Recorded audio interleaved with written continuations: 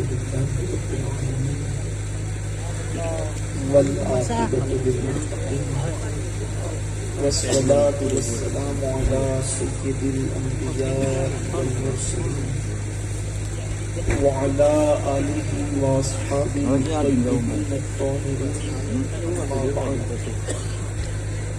وأعوذ بالله من الشيطان الرجيم بسم الله الرحمن الرحيم إن السمع والبصر والفؤاد كل أولئك كان عنه مسؤولا صدق الله العظيم غوث اعظم بمنی بے سرو ساما مددے قبلہ دین مددے کعبہ ایمان مددے انتظار کرم تجھ منے عینیدہ اے خدا جو خدا دین و خدا دا مددے بگیردہ بے بلا افتادہ کشتی ضعیفانو شکستہ رات و کشتی بہت کے خواجہ عثمان ہارون مدد کن یا معین الدین چشتی مدد کن یا معین الدین چشتی مدد کن یا معین الدین چشتی منبر پر رونق افروز عرش مقام سادات کرام علماء ذوی الاحترام حاضرین محفل پردہ نشین ماؤں اور بہنوں السلام علیکم ورحمۃ اللہ وبرکاتہ۔ وعلیکم السلام ورحمۃ اللہ وبرکاتہ۔ نہایت ادب اور احترام کے ساتھ اپنے اور ساری کائنات کے مرکز عقیدت علی سے بے کساں چارہ ساز درد منداں، ہم غریبوں کے غم گسار، ہم فقیروں کی سروت، شہریار ارم تاجدار حرم نو بہار شفاعت، شب اسرا کی دولہ نو شہی بزم جنت، دانائے سبل مولائے کل ختم الرسل، خسرو خوباں سیاح لامکاں وجہ کن فکاں، درد اللہ المکنون سر اللہ المخزون، عالم ما کانا وما یکون، آب و گل انبیاء جان و دل اصفیاء، مطلع ہر سعادت مقطع ہر سیادت، خلاصہ کائنات فخر موجودات، حضور احمد مجتبی محمد مصطفیٰ، ارواحنا فدا صلی اللہ تعالی علیہ وآلہ وصحبہ وبارک وسلم کی بارگاہ بے کس پناہ میں جس طریقے سے پڑھاؤں بلند آواز سے میرے ساتھ مل کر پڑھیں الصلاة والسلام علیک یا رسول اللہ، الصلاة والسلام علیک یا رسول اللہ، آواز آپ کی اور بلند ہو جائیں، الصلاة والسلام علیک یا نبی اللہ، الصلاة والسلام علیک یا نبی اللہ، الصلاة والسلام علیک یا حبیب اللہ، الصلاة والسلام علیک یا حبیب اللہ، وعلی آلک واصحابک یا نور اللہ، صلی اللہ تعالی علیہ وسلم۔ آج کی یہ محفل جو سالانہ محفل کے طور پر اس آستانے پر انعقاد پذیر ہوتی ہے، اس حوالے سے ہم سب اس میں شریک ہیں، اور برادر ذکر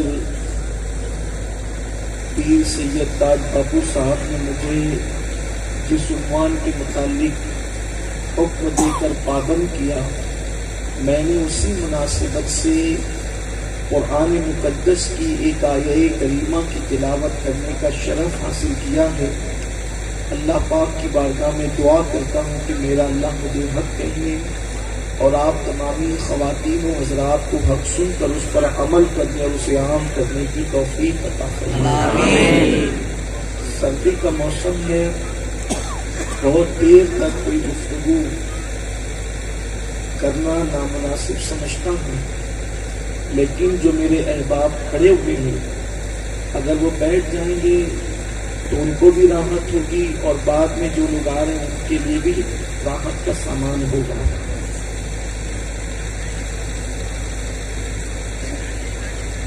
امام اہل سنت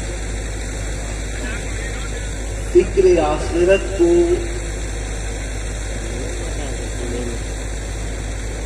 قوم کے سپرد کرتے ہوئے اور آخرت کی فکر کی جوت جگاتے ہوئے یوں عرض کرتے ہیں، راہ پرخار ہے کیا ہونا ہے، راہ پرخار ہے جو آخرت کی راہ ہے، جس کی طرف میرا اور آپ کا سفر جاری ہے اور سب کا سفر جاری ہے، راہ پرخار ہے کیا ہونا ہے، پاؤں افکار ہے کیا ہونا ہے، تیرے بیمار کو میرے عیسیٰ گشت لگاتار ہے کیا ہونا ہے، دور جانا ہے رہا دن تھوڑا، دور جانا ہے رہا دن تھوڑا، کوچ تیار ہے کیا ہونا ہے، کوچ تیار ہے کیا ہونا ہے، دل ہمیں تم سے لگانا ہی نہ تھا،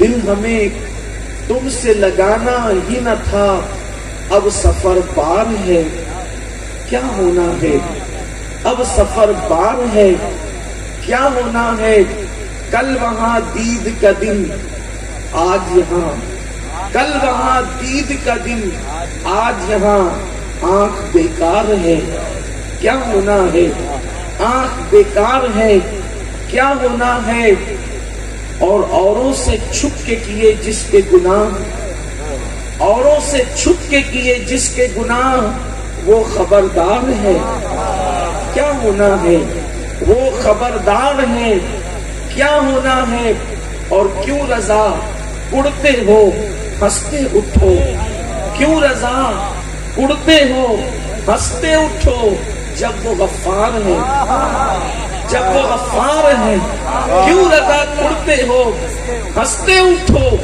جب وہ غفار ہے کیا ہونا ہے۔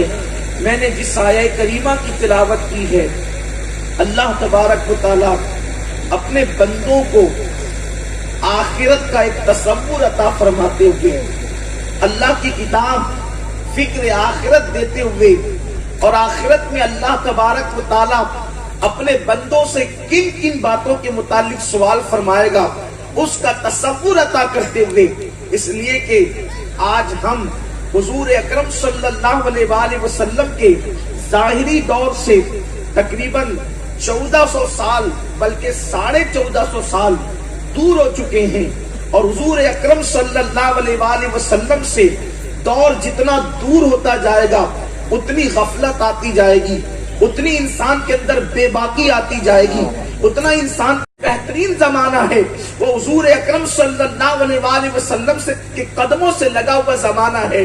جو دور میں میرے آقا صلی اللہ علیہ وآلہ وسلم زمین کے اوپر ظاہری طور پر حیات تھے، وہ زمانہ سب سے بہترین زمانہ، پھر اس کے بعد درجہ اور کم ہوتا ہے، پھر اس کے بعد درجہ اور کم ہوتا ہے، اسی طریقے سے درجے جیسے جیسے کم ہوتے جائیں گے، لوگوں کے اندر گناہوں کے جذبات بڑھتے جائیں گے، لوگوں کے اندر بے باکی کے تصورات بڑھتے جائیں گے، لوگوں کے اندر بے حیائی بڑھتی جائے گی، لوگوں کے اندر بدکاری بڑھتی جائے گی، میرے پیارے آقا صلی اللہ علیہ وسلم کے پیارے دیوانوں۔ لیکن انسان یہ تصور نہ کرے کہ اللہ تبارک و تعالی انسان کو نعمت دے کر کے بھول گیا ہے۔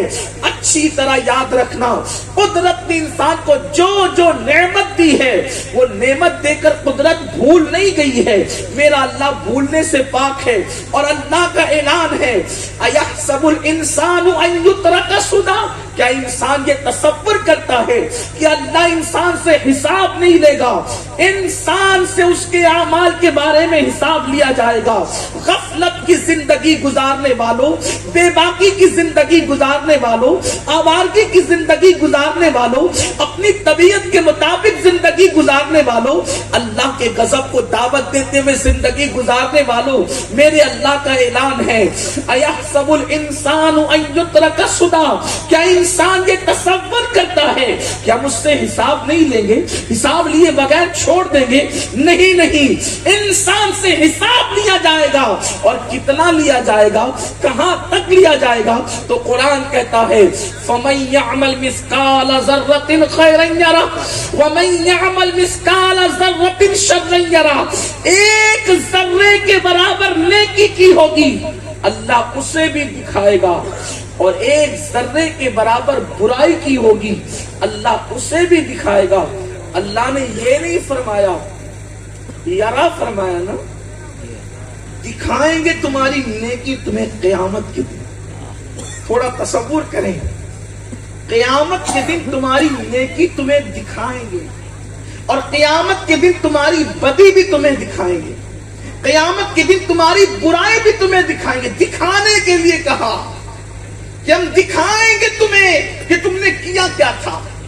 بلا تمثیل غور کیجیے، اللہ نہ کرے، ہزار بار نہ کرے، کسی بندے نے چوری کی، کسی بندے نے چوری کی، اور چوری کرنے کے بعد اس کو کسی نے دیکھا، اور دیکھنے کے بعد پھر کہا اے فلاں تو نے چوری کی، تو بولو وہ بندہ اتنا شرمندہ نہیں ہوگا، وہ بندہ اتنا نادم نہیں ہوگا، اس پر کوئی اثر اتنا نہیں پڑے گا۔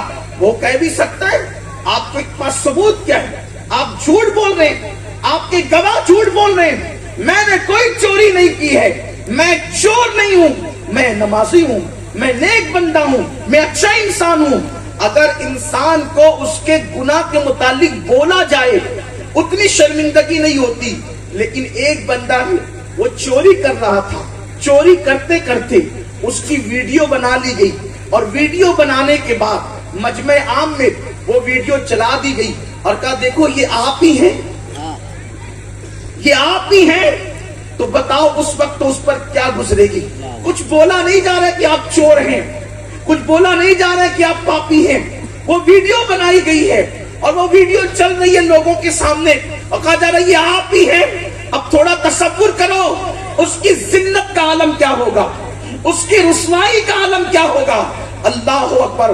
قرآن کیا کہتا ہے، فَمَن يَعْمَلْ مِثْقَالَ ذَرَّةٍ خَيْرًا يَرَهُ وَمَن يَعْمَلْ مِثْقَالَ ذَرَّةٍ شَرًّا يَرَهُ۔ رات کی تاریکیوں میں پاپ کرنے والوں، رات کے اندھیرے میں پاپ کرنے والوں، حرام لقموں کو اپنے پیٹ میں ڈالنے والوں، یتیموں کا مال کھانے والوں، اللہ کے غضب کو چیلنج کرنے والوں، گناہوں کے حوالے سے بے باک ہو جانے والوں، اکیلے میں گناہ کر کے سفید اور قیمتی لباس پہن کر لوگوں کے درمیان عزت دار بن کر آنے والوں، ذرا سوچو تو صحیح۔ قرآن کہتے ہیں وَمَن يَعْمَلْ مِثْقَالَ ذَرَّةٍ شَرًّا يَرَهُ۔ اگر تم نے ذرے کے برابر ایک بدی کی ہوگی، ایک پاپ کیا ہوگا، وہ بھی تمہیں بتا دیا جائے گا، دکھا دیا جائے گا، دکھایا جائے گا۔ کہیں ایسا تو نہیں ہوگا پورا میدان محشر جمع ہوگا، انبیاء، اولیاء، صحابہ، اقطاب سب ہوں گے، اور قدرت کا کیمرہ، یہ دنیا کا کیمرہ نہیں، قدرت کا کیمرہ چلایا جائے گا۔ زنا کرنے والا یہ تو ہی ہے، تو رات کو زنا کر رہا تھا، یہ تو یہ دیکھ۔ اللہ اکبر۔ اس وقت انسان کی شرمندگی کیا ہوگی، اس وقت انسان کی ندامت کیا ہوگی، یہ شراب پینے والا تو ہی ہے۔ قرآن کہتے ہیں تیرے گناہ تجھے بتائے جائیں گے، اور کتنے، ذرہ برابر بھی کیا تو بھی بتائے جائیں گے۔ جیسے نیکی بتائی جائے گی ویسے تیرے پاپ بھی بتائے جائیں گے۔ ذرا سوچو تو صحیح، اگر 4 لوگوں کے سامنے کسی کے گناہ کرنے کی ویڈیو وائرل ہو جائے تو انسان گلی میں سر اٹھا کر چلنے کے قابل نہیں رہتا، گردن اٹھا کے چلنے کے قابل نہیں رہتا۔ دنیا کے 4 لوگوں کے سامنے گناہ کی ویڈیو وائرل ہو جائے تو انسان خودکشی کرنے کی کوشش کرتا ہے۔ اب اس دنیا میں کیسے جیوں گا کہ میرے دوستوں کو میرے گناہ کا پتہ چل گیا، میرے محلے والوں کو میرے گناہ کا پتہ چل گیا۔ اے نادان انسان سوچ تو صحیح، دنیا میں 4 لوگوں کو پتہ چلا تو تیری ندامت اور تیری ذلت کا عالم یہ ہے۔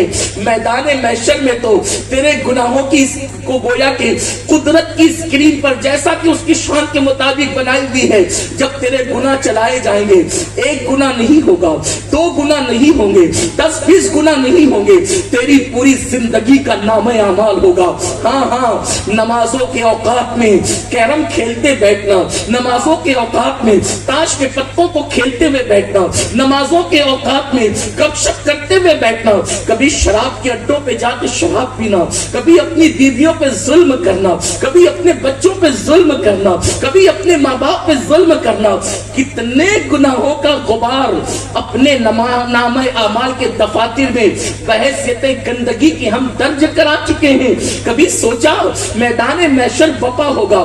کون سا میدان محشر جہاں جبریل بھی تھر تھر کانپ رہے ہوں گے؟ کون سا میدان محشر جہاں نوح علیہ السلام جیسا پیغمبر، جہاں آدم علیہ السلام جیسا پیغمبر، جہاں ابراہیم علیہ السلام جیسا پیغمبر اللہ اکبر خدا کی خشیت سے نفسی نفسی پکار رہے ہوں گے، وہاں ہم جیسے پاپیوں کا حال کیا ہوگا؟ میرے آقا علیہ السلام کے پیارے دیوانوں، جس آیہ کریمہ کو پڑھا ہے اس کی طرف آنے سے پہلے ایک حدیث پاک پیش کروں۔ خدا کے لیے یہ دنیا کی رنگریلیوں میں ڈوب کر کتنے گناہ کرو گے، اپنے اللہ کو کتنا ناراض کرو گے، رب کو کتنا ناراض کرو گے؟ آؤ ذرا دیکھو تو صحیح، کیا ہم زمین پہ گناہ کرنے آئے تھے؟ کیا ہم زمین پہ پاپ کرنے آئے تھے؟ کیا ہم زمین پہ اللہ کو ناراض کرنے آئے تھے؟ آؤ آؤ، جو معصوم لوگ ہیں، معصوم کس کو کہتے ہیں؟ جو گناہ کرتا ہی نہیں، کر ہی نہیں سکتا، حتیٰ کہ گناہ کا تصور بھی کبھی اس کے قریب ہو کر کے نہیں گزرتا، انہیں معصوم کہتے ہیں۔ اور وہ معصوم کون لوگ ہیں؟ وہ انبیاء کرام ہیں، وہ فرشتے ہیں، یہ معصوم لوگ ہیں۔ اللہ اکبر۔ اب آؤ ذرا دیکھو معصوم لوگوں کا حال قیامت کے دن کیا ہوگا، میدان محشر میں کیا ہوگا۔ تھوڑا سا آج ہم میدان محشر گھوم لیتے ہیں تصورات کی دنیا میں۔ بڑی معذرت کے ساتھ آپ نے، چونکہ مجھے باپو نے عنوان بھی دیا تھا کہ آپ کسی اصلاحی عنوان پہ گفتگو کریں، تو میں نے سوچا میری قوم جنت کے بہت ٹکٹ خرید چکی ہے، ذرا حقائق میں لوگوں کے سامنے پیش کر دوں تاکہ میری بھی اصلاح ہو جائے اور ان کی بھی اصلاح ہو جائے۔ توجہ سے سننا، یاد رکھنا، اس دنیا میں بھی اور آپ بھی پہلی اور آخری مرتبہ آئے ہیں، نہ اس سے پہلے ہم دنیا میں کبھی آئے تھے اور نہ اب اس کے بعد دنیا میں آئیں گے۔ فرسٹ اینڈ لاسٹ چانس ہے، یہاں جو کرنا ہے کر لو، یہ دنیا ہی پر آخرت کا انحصار ہے۔ دنیا میں جیسے زندگی گزارو گے آخرت میں ملنا کچھ نہیں ہے، وہی ملے گا۔ یہاں ہم بونے کے لیے آئے ہیں۔ آپ میں کہ بہت سارے لوگ کسان ہیں نا، کسان، اللہ اکبر، آج تو بیچارے کسانوں پر بھی جو ہے بڑی عجیب سی کیفیت بن آئی ہے۔ اللہ کرے کسانوں پر رحم ہو جائے۔ اللہ اکبر۔ میرے پیارے آقا صلی اللہ علیہ وسلم کے پیارے دیوانوں، تو عرض یہ کر رہا تھا کہ کسان ہے آپ، دیکھو کسان کرتا کیا ہے۔ کسان جب کاٹنے کے دن آتے ہیں تو کاٹتا وہی ہے جو اس نے بویا تھا۔ ایک کسان وہ ہے جب بونے کے دن ہے تو وہ شراب پی رہا ہے، بونے کے دن ہے کرکٹ کھیل رہا ہے، بونے کے دن ہے کسان، بونے کے دن ہے۔ بونے کو آپ کیا کہتے ہیں؟ فصل ڈالنے کو بونا ہی کہتے ہیں۔ بونے کے دن ہے تو وہ لڑکیوں کے ساتھ بدمستیاں کر رہا ہے، پارکوں میں گھوم رہا ہے۔ بونے کے دن ہے موبائل پر گیم کھیل رہا ہے۔ اور اس کے بعد بونے کے دن تھے، محنت کرنے کے دن تھے۔ بہت سارے کسان صبح کو نکلتے تھے اندھیرے منہ، جھوٹے منہ، نہار منہ، خالی پیٹ نکلتے تھے، سورج نکلنے سے پہلے نکلتے تھے اور شام کے بعد گھر لوٹتے تھے۔ کبھی ہل چلا رہے تھے، کبھی وہ کھیت جوت رہے تھے، کبھی بیج بو رہے تھے، سر کا پسینہ پیر کو آ رہا تھا، یہ بیٹھا بیٹھا مذاق اڑا رہا تھا۔ یہ دیکھو بے وقوف کو، بڑی محنت اس کو پڑنے لگی ہے، بڑی محنت اس کو سجائی دے رہی ہے، میں تو دیکھو کیسے مزے لے رہا ہوں، زندگی کا لطف میں لے رہا ہوں، زندگی کا لطف میں لے رہا ہوں۔ دیکھو میں تو موبائل پہ گیم کھیل رہا ہوں، میں تو یوٹیوب پر یہ دیکھ رہا ہوں، میں تو وہ کر رہا ہوں، میں تو رنگریلیاں کر رہا ہوں۔ یہ سب کچھ کرے گا وہ بیچارہ کسان، کچھ کہے گا نہیں۔ کسان وہ بھی ہے، کسان یہ بھی ہے۔ اس کے بعد کسان نے بیج بو دیا، اور جب کسان نے بیج بو دیا تو پھر قدرت کو کے کرم کو پیار آ گیا، قدرت کے کرم کو پیار آیا، اللہ کا دریائے رحمت جوش میں آیا، اللہ کا دریائے رحمت جوش میں آیا۔ کسان کی محنت تھی، کسان کی محنت تھی، خدا کا دریائے کرم جوش میں آیا۔ کالی کالی گھٹائیں آئی محبوب کی زلفوں کے صدقے۔ میں جب تصور کرتا ہوں کہ گھٹائیں آتی کیوں ہے تو گھٹائیں اس لیے آتی ہے، جب بھی آسمان محبوب کی زلفوں کا تصور کر لیتا ہوگا اس وقت آسمان پر کالی گھٹائیں چھا جاتی ہوگی، اس لیے کہ میرے امام کے چھوٹے بھائی نے کہا ہے ان کی زلفیں نہیں رحمت کی گھٹا چھائی ہے، ان کی زلفیں نہیں رحمت کی گھٹا چھائی ہے، ان کی ابرو نہیں تو قبلوں کی یکجائی ہے۔ نعرہ تکبیر، گئی ہے. جب میں کائنات کو عشق کی نگاہ سے تصور میں دیکھتا ہوں تو میں سوچتا ہوں صبح کیوں ہوتی ہے. تو پھر مجھے خیال آتا ہے کہ جب کائنات کے اندر جو ہے وہ مصطفیٰ جان رحمت کے چہرے کا تصور کر لیا جاتا ہے تو زمین پہ صبح آتی ہے. اور جب زلف مصطفیٰ کا تصور کر لیا جاتا ہے تو پھر رات آ جاتی ہے. مصطفیٰ کے جو رخ انور کا تصور، رخسار کا تصور کیا جاتا ہے تو پھر شفق کھل جاتی ہے، افق پر شفق کھل جاتی ہے. اور پھر ان کے رات میں امت کے غم میں رونے والے آنسو کا جب تصور کیا جاتا ہے تو آسمان پر ستارے جھلملانے لگتے ہیں. ان کے ناخنوں کا تصور کیا جاتا ہے تو پھر ہلال پہلی شب کی شکل میں، چاند کی شکل میں طلوع ہوتا ہوا نظر آتا ہے. پتا چلا پوری کائنات تصور مصطفیٰ پر چل رہی ہے اور کائنات کا نظام چل رہا ہے. تو عرض یہ کر رہا تھا، کسان نے بیج بویا، کسان نے ڈھل جوتا، کسان نے کھیت صاف کیا اور اس کے بعد جب بیج بو دیا تو قدرت کے دریائے کرم کو جوش آیا اور پھر کالی کالی گھٹائیں آسمان پہ چھا گئی. ایسا برسا کہ کھیتوں کے اندر جو ہے پانی سے کھیتوں کو سیراب کر دیا. پھر اس کے بعد وہ محنتی کسان محنت کر کے اللہ کے کرم پر اب اس نے گویا کہ اپنی ناؤ کو چھوڑ دیا. اور پھر چند دن گزرے تھے کہ ننھی سی کوپلیں اٹھنی شروع ہوئی اور اس کے بعد دیکھتے ہی دیکھتے سیاہ کھیت ہرے کھیت میں تبدیل ہو گیا. پھر اس پر جو ہے ایسی فصل آئی. اب چند ماہ گزرنے کے بعد جو محنت کر رہا تھا اس کے بھی کاٹنے کا وقت آیا. جس نے محنت نہیں کی تھی اس کے بھی کاٹنے کا وقت آیا. دونوں کے کھیت میں اب فرق یہ ہے کہ جو عیاشی کر رہا تھا، بدکاری کر رہا تھا، ٹائم پاس کر رہا تھا، اس کا کھیت تو اب کانٹوں سے بھرا پڑا ہے. اس کا کھیت تو بے شرم گھاسوں سے بھرا پڑا ہے. اس کا کھیت تو جو ہے وہ ناکام آنے والی پیلی پیلی گھاسوں سے، دکھ دینے والی گھاسوں سے بھرا پڑا ہے. اور اس کا کھیت جس نے محنت کی تھی، جب ہوا چلتی ہے تو کسان کا دل کھل اٹھتا ہے، کیسے میرا چمن لہلہا رہا ہے. اور جب کاٹنے کے دن آتے ہیں اب وہ روتا ہے اور یہ ہنستا ہے. یہ محنت کر رہا تھا اور وہ عیاشی کر رہا تھا، لیکن کاٹتا وہی ہے جو بوتا ہے. دنیا میں آئے کیوں ہو، جیسے کسان بوتا ہے وہی کاٹتا ہے. ہم دنیا میں بونے کے لیے آئے ہیں.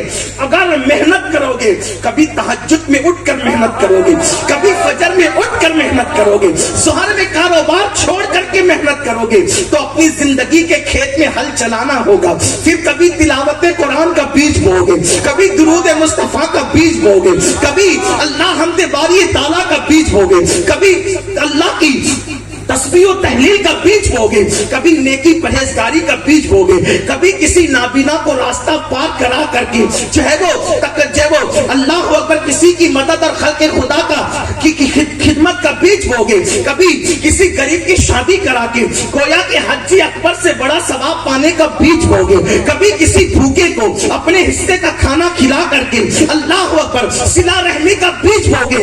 بیج بوتے جاؤ گے، بوتے جاؤ گے، بوتے جاؤ گے. پھر قدرت کو ہماری ان بوتے ہوئے اور اپنے جوتے ہوئے اپنے ہل چلائے ہوئے گویا کہ زندگی کے اس کھیت پر اللہ کو رحم آئے گا، پیار آئے گا تو میرا اللہ اپنے کرم کی قبولیت کی بارش فرمائے گا، ہماری نیکیوں کی زمین پر قبولیت کی بارش فرمائے گا اور پھر وہ نیکیوں کا لہلہاتا ہوا چمن نظر آئے گا. لیکن یہ چمن کب نظر آئے گا؟ اللہ جو لوگ آج آوارگی کر رہے ہیں، جو آج عیاشیاں کر رہے ہیں، جب موت سے ان کی آنکھیں بند ہوگی تو گویا کہ ان لوگوں کا وہی حال ہوگا جو آوارگی کرنے والے کسان کا حال کھیت کو کاٹنے وقت ہوتا تھا. اور جن لوگوں نے دنیا میں محنت کی ہوگی موت کے وقت ان کی خوشیوں کا حال وہ ہوگا جیسے لہلہاتے ہوئے کھیت کے وقت کسان کی خوشیوں کا حال ہوتا ہے. اسی لیے تو مرنے والے دو قسم کے لوگ ہوتے ہیں، جب موت کا فرشتہ دیکھتے ہیں تو رونے لگتے ہیں، اور دوسرے وہ ہوتے ہیں جو موت کا فرشتہ دیکھتے ہیں تو لبوں پر مسکراہٹ آ جاتی ہے. وہ کفن میں بھی مسکراتے ہیں، جنازے میں بھی مسکراتے ہیں، قبر میں بھی مسکراتے ہیں. کیوں مسکرا رہے تھے؟ کیونکہ نیکی کی کھیتیاں دیکھ کر کے لہلہاتا ہوا چمن دیکھ کر ہونٹوں پہ مسکراہٹ آئی. دنیا کی میری محنت ضائع نہیں ہوئی جو میں صبح کو اٹھ کر فجر میں مسجد جاتا تھا. آج میری وہ کھیتی کا چمن لہلہا رہا ہے، لوگوں کی مدد کرتا رہا تھا, نیکیوں کا چمن میں نہا رہا ہے, تو وہ روتے ہوئے آیا تھا اور مسکراتے ہوئے جاتا ہے. لیکن وہ بندہ جس نے دنیا کے اندر آوارگی کیا, کھیل کود میں مصروف رہا, تو پھر وہ روتے ہوئے آیا تھا, روتے ہوئے جاتا ہے, تو یہ دنیا میں وہی ملے گا. دنیا میں جو بوگے آخرت میں میرے آقا فرماتے ہیں الدنیا مزرعۃ الآخرہ, دنیا آخرت کی کھیتی ہے, جو بوگے وہی کاٹو گے. کیا بو رہے ہو, کیا بو رہے ہو؟ نفرتوں کے بیچ کیا بو رہے ہو؟ بغض عداوت کے بیچ کیا بو رہے ہو؟ زنا اور بدفعلیوں کے بیچ کیا بو رہے ہو؟ جوئے اور تاش کے پتوں کے بیچ کیا بو رہے ہو؟ ماں باپ کو مارنے ڈانٹنے پیٹنے کے بیچ کیا بو رہے ہو؟ ایک دوسرے کو قتل کرنے کے بیچ کیا بو رہے ہو؟ خدا کے غضب کو دعوت دینے کے بیچ کچھ نہیں ملے گا اس سے زیادہ. جو بوگے وہی کاٹو گے, جو بوگے وہی کاٹو گے. اس دنیا میں کسان کی حیثیت سے آئے ہو, اس دنیا میں بحیثیت کسان آئے ہو, بونے آئے ہو, کیا بو رہے ہو؟ ہوشیار کسان وہ ہے جس کا مارکیٹ ہوتا ہے وہ بوتا ہے, جس کا مارکیٹ عروج پہ ہوتا ہے وہ بوتا ہے. اب اگر ہوشیار بننا ہے تو دیکھو آخرت کی مارکیٹ میں چلنا کیا ہے, آخرت کی مارکیٹ میں چلنا کیا, اس کو دیکھو. واللہ آخرت کی مارکیٹ میں کیا چلے گا؟ خوف خدا, عشق مصطفیٰ, نیکیاں, پرہیزگاریاں, تقدس, ایک دوسرے کے ساتھ پیار سے پیش آنا, محبت سے پیش آنا. تو دنیا میں بونے آئے ہیں, غفلت مت کرو, سستی مت کرو.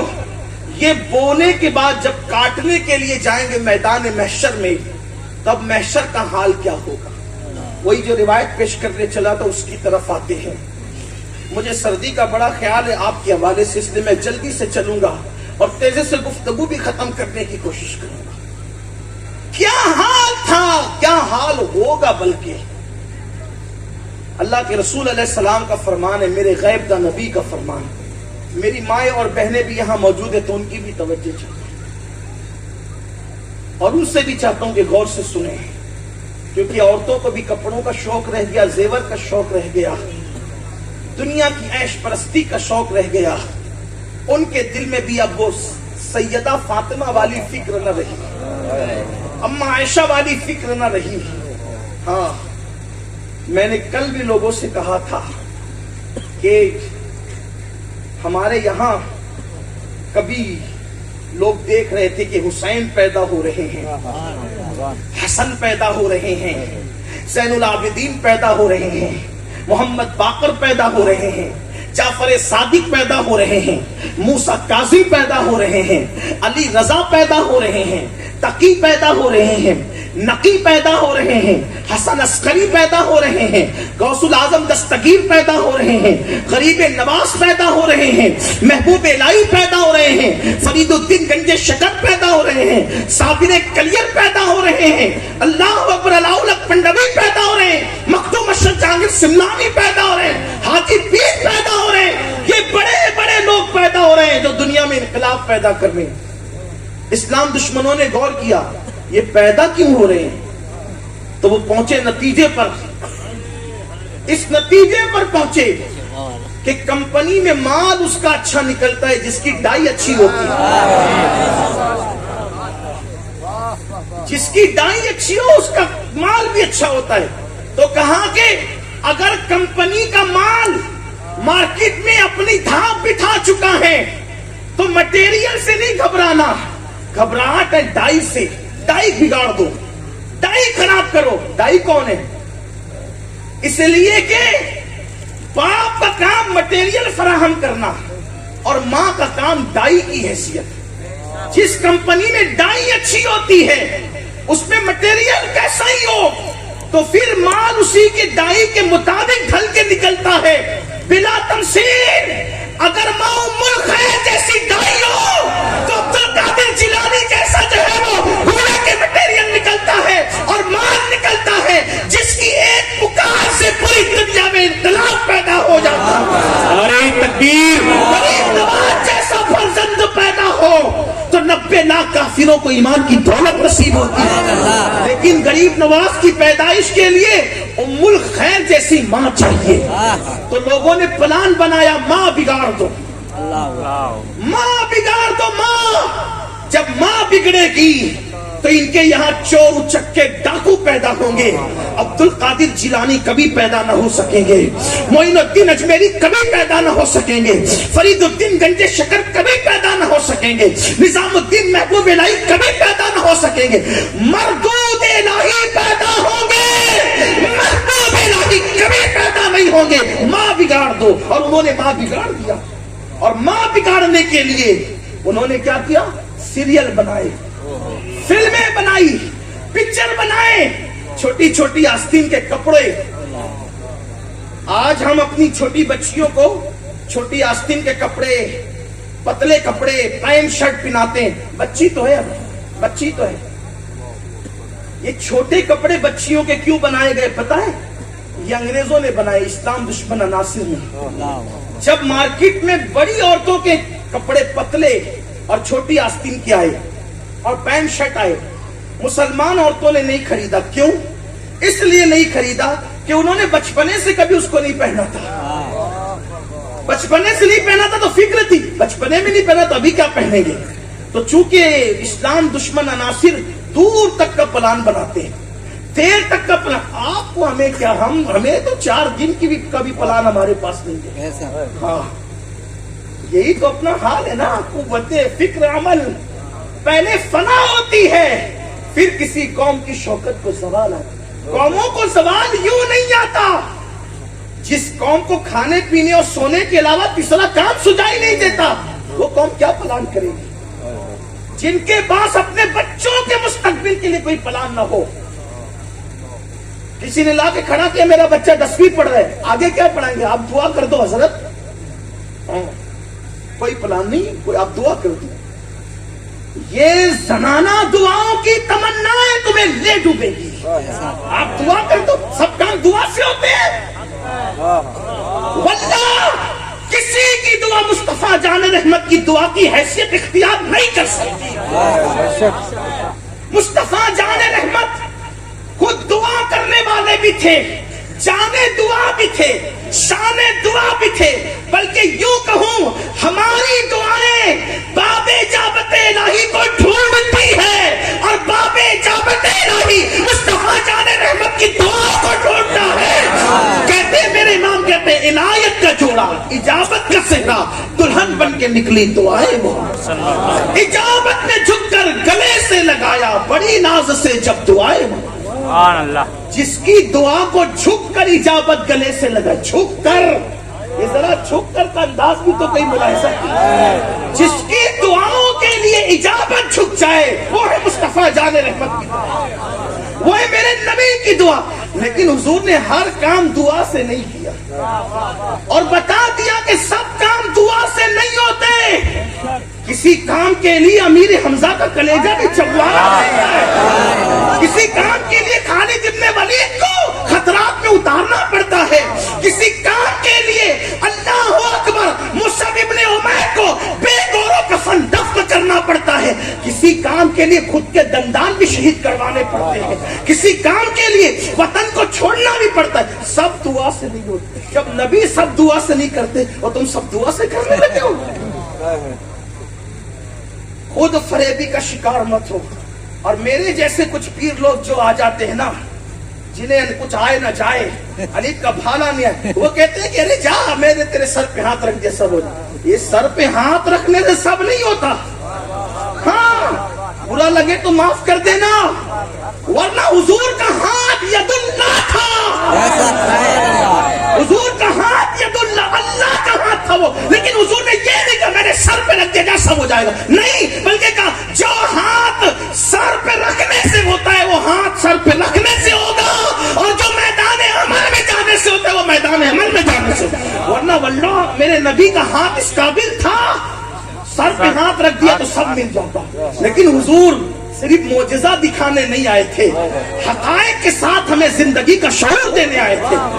اگر حضور اس سر پہ ہاتھ رکھ کے سارے کام بنا دیتے تو ہر گدی میں بیٹھنے والا کہتا حضور نے بنا دیا میں بھی بنا دوں گا. لیکن حضور نے کہا نہیں، جب میں سر پہ ہاتھ رکھ کے نہیں بناتا، حالانکہ بنا سکتا ہے لیکن پھر بھی نہیں بناتا. تو تم بھی میدان عمل میں کیا پلان ہے بچوں کے لیے؟ جیسے تم غلامی کر رہے ہو تو تمہارے بچے بھی غلامی کریں گے. تم کھیتوں میں بیلوں کے پیچھے ہل چلا رہے ہو تو تمہارے بچے بھی ہل چلائیں گے. کچھ تو سوچو اپنے بچوں کے مستقبل کا. ایک دن میں گٹکا کھا کر کہیں 100 روپے کا تھوکنے والوں، کہیں 100 روپے کی سگریٹ کو آگ لگانے والوں، شادیوں کے موقع پر ڈی جے پر اور گناہوں پر اور مجرموں میں پیسے اڑانے والوں، کبھی یہ بھی سوچا کہ ہمیں اپنے بچوں کو کچھ پڑھانا بھی ہے؟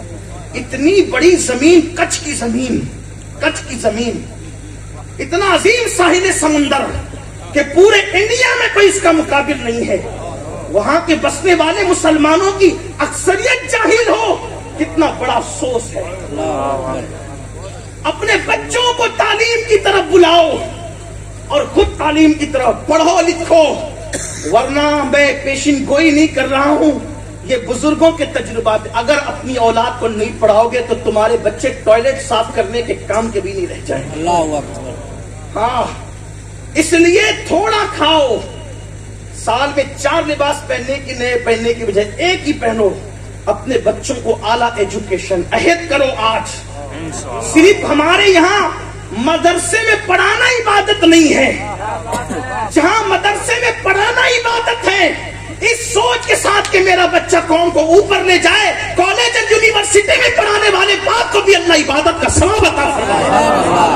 ہمارا مذہب دقیانوسیت والا مذہب نہیں. پڑھاؤ اپنے بچوں کو، ڈاکٹر بناؤ، انجینئر بناؤ، ٹیچر بناؤ. عہد کرو اپنے بچوں کے لیے، پہلے سے پلان بناؤ، پہلے سے پلان تیار رکھو.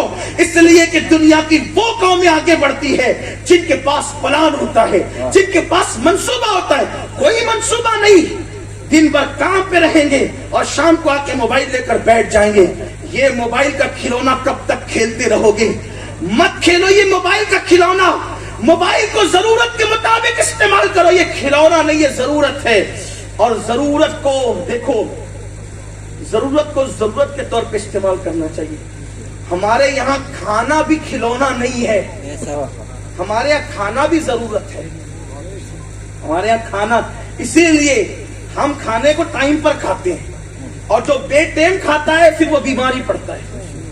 جو کھانا جسم کے لیے ضروری ہو اس کو بھی حد سے زیادہ کھاؤ گے تو نقصان اٹھاؤ گے.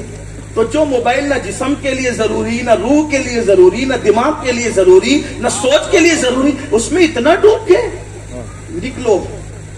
یہ میرے دل کا، یہ کوئی تقریر نہیں ہے، نہ یہ کوئی مقرر کا یہ عنوان ہے، یہ میرے دل کا درد ہے. ورنہ آپ کہیں گے کہ آپ یہ کیا لے آئے. میں یہ کوئی خطیب کے حیثیت سے نہیں آیا، میں اپنے دل کا درد اپنے بھائیوں کے پاس لیتا ہوں. اس لیے کہ خون کے رشتوں کے بھائیوں کی وہ اہمیت نہیں ہے جو دین کے رشتوں کے بھائیوں کی. تم میرے نبی کے امتی ہو اور میں تمہارے نبی کا امتی ہوں. اور یہ اتنا ٹوٹ رشتہ ہے کہ خون کے رشتے تو ٹوٹ سکتے ہیں لیکن دین کا رشتہ کبھی نہیں ٹوٹ سکتا. اس لیے خدا کے لیے رحم کرو اپنی قوم پر، اپنے بچوں پر. تو میں یہ عرض کرنے چلا تھا کہ ان کا منصوبہ ہوتا ہے نا کافروں کا، یہود و نصارہ، اسلام دشمن طاقتوں کا. جب انہوں نے دیکھا کہ بڑی عمر کی مسلمان عورتیں اور لڑکیاں پینٹ شرٹ نہیں پہنتی، انگریزی لباس نہیں پہنتی، یہی کہہ رہا تھا، تو انہوں نے کہا کہ یہ اچھمبا محسوس کر رہی ہے بڑی ہو کر لباس پہننے میں انگریزوں کا. بچپنے سے پناؤ ان کو.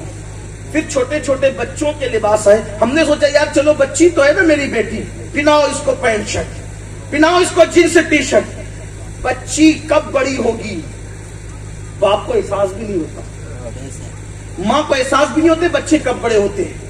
کبھی اچانک نظر پڑتی ہے تو دل کہتا ہے میرا بچہ اتنا بڑا ہو گیا. لیکن بچپنے میں آپ نے جو عادت ڈالی، بڑے ہو کر کوئی عادت آتی نہیں ہے. یہ بات دھیان رکھنا اس جملے پر.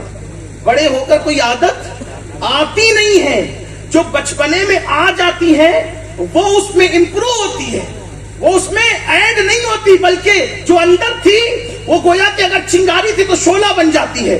اب بچپنے میں کیا دے رہے ہو یہ دیکھو، بچپنے میں کیا دے رہے ہو یہ دیکھو. اس لیے کہ جب تک کہ پودا نرم ہوتا ہے، ادھر جھکا لے ادھر جھکا لے ادھر جھکا لے ادھر جھکا لے، جدھر چاہے جھکا لے یا سیدھا رکھے، آپ کے اختیار میں ہے۔ جس دن تناور درخت بن گیا آپ کا اختیار نہیں چلے گا۔ بچے جب تک چھوٹے ہیں اس وقت تک کہ جو چاہو بنا لو، چاہے ولی بناؤ چاہے شیطان بناؤ، چاہے چور بناؤ چاہے پاک دامن بناؤ، چاہے عبادت گزار بناؤ چاہے بدکار بناؤ۔ آپ دیکھتے بابا فرید کی ماں نے بڑے ہونے کے بعد محنت نہیں کی، 4 سال کے فرید الدین پر محنت کی۔ حضرت نظام الدین اولیاء کی امی نے بڑے ہونے کے بعد محنت نہیں کی، بچپنے میں محنت کی۔ غوث پاک کی امی نے یہ جو نصیحت کی نا، کبھی جھوٹ نہیں بولنا، وہ بڑے ہونے کے بعد کا واقعہ نہیں ہے، وہ بچپنے کا واقعہ ہے۔ بچپنے میں جو ڈال سکتے ہو ڈال دو۔ اسی لیے تو میرے آقا نے فرمایا اپنے بچوں کو 3 باتیں سکھاؤ، اپنے بچوں کو 3 باتیں بچپنے میں سکھا دو۔ پہلی بات تمہارے نبی کی محبت، نبی کے اہل بیت کی محبت اور قرآن کی تعلیم ان کو دے دو۔ یہ 3 باتیں پلا دو۔ اب جب وہ جوان ہوگا، پروان چڑھے گا تو اللہ اکبر، جیسے جیسے جوان ہوتا جائے گا عشق رسول میں اضافہ ہوتا جائے گا، محبت رسول میں اضافہ ہوتا جائے گا۔ عشق رسول ایمان کو مضبوط کرے گا اور عشق اہل بیت ایمان کو بچائے گا۔ دیکھو ایمان کی مضبوطی کے لیے نبی کے عشق کی طرف بلایا اور ایمان کو بچانے کے لیے اہل بیت کی محبت کی طرف بلایا۔ جب دونوں محبتیں جمع ہو گئی تو کہا اب قرآن پہ عمل کر، تو یہاں بھی کامیاب رہے گا وہاں بھی کامیاب۔ سبحان اللہ۔ یہ ہے تو منصوبے تھے بچیوں کو انگریزی کپڑے پہنانے کے لیے۔ اللہ اکبر، ہماری بچیاں جب ننھی سی بچیاں ہوتی تھی تو ان کو بتایا جاتا تھا سیدہ فاطمہ کا بچپنا کیسا تھا، اما عائشہ صدیقہ کی زندگی کیسی تھی، ماں خدیجہ الکبریٰ کی زندگی کیسی۔ بچیوں کو یہ بتایا جاتا۔ اب تو کچھ بھی نہیں، ماں کو خود نہیں پتا کہ خدیجہ کون ہے۔ ہماری پہلی ام المومنین جو محسنہ اسلام ہے، اسلام کی محسنہ ہے۔ ہاں، نبی پر اس وقت جب سر زخمی ہو جاتا تو پٹی باندھنے کے لیے کپڑا نہیں ہوتا تھا، تو سیدہ خدیجہ اپنے دوپٹے کو پھاڑ کر حضور کو پٹی باندھتی تھی۔ میں تو جب سیدہ خدیجہ کا ذکر کرنے لگتا ہوں یا سوچنے لگتا ہوں تو میں سوچتا ہوں اس ماں کا مرتبہ کون جان سکتا ہے جس کی بیٹی سیدہ فاطمہ الزہرا، فاطمہ جیسی جس کی بیٹی ہو، وہ ماں کا مرتبہ کیا ہو۔ بلکہ ایک بات کہوں، سیدہ خدیجہ کا مرتبہ پیش کرنے کے لیے ایک بات کہتا ہوں، اگر کسی کے دل میں اترے تو اللہ کرے اتر جائے اور وہ مقدس ماں کی ہم معتقد ہو جائیں۔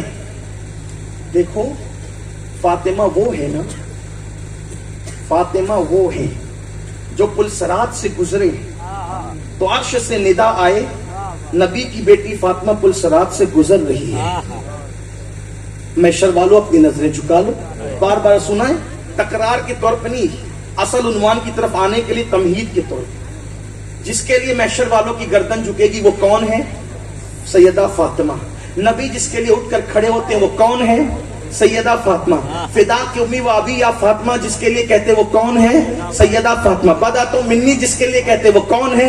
سیدہ فاطمہ۔ جگر کا ٹکڑا ہے وہ کون ہے؟ سیدہ فاطمہ۔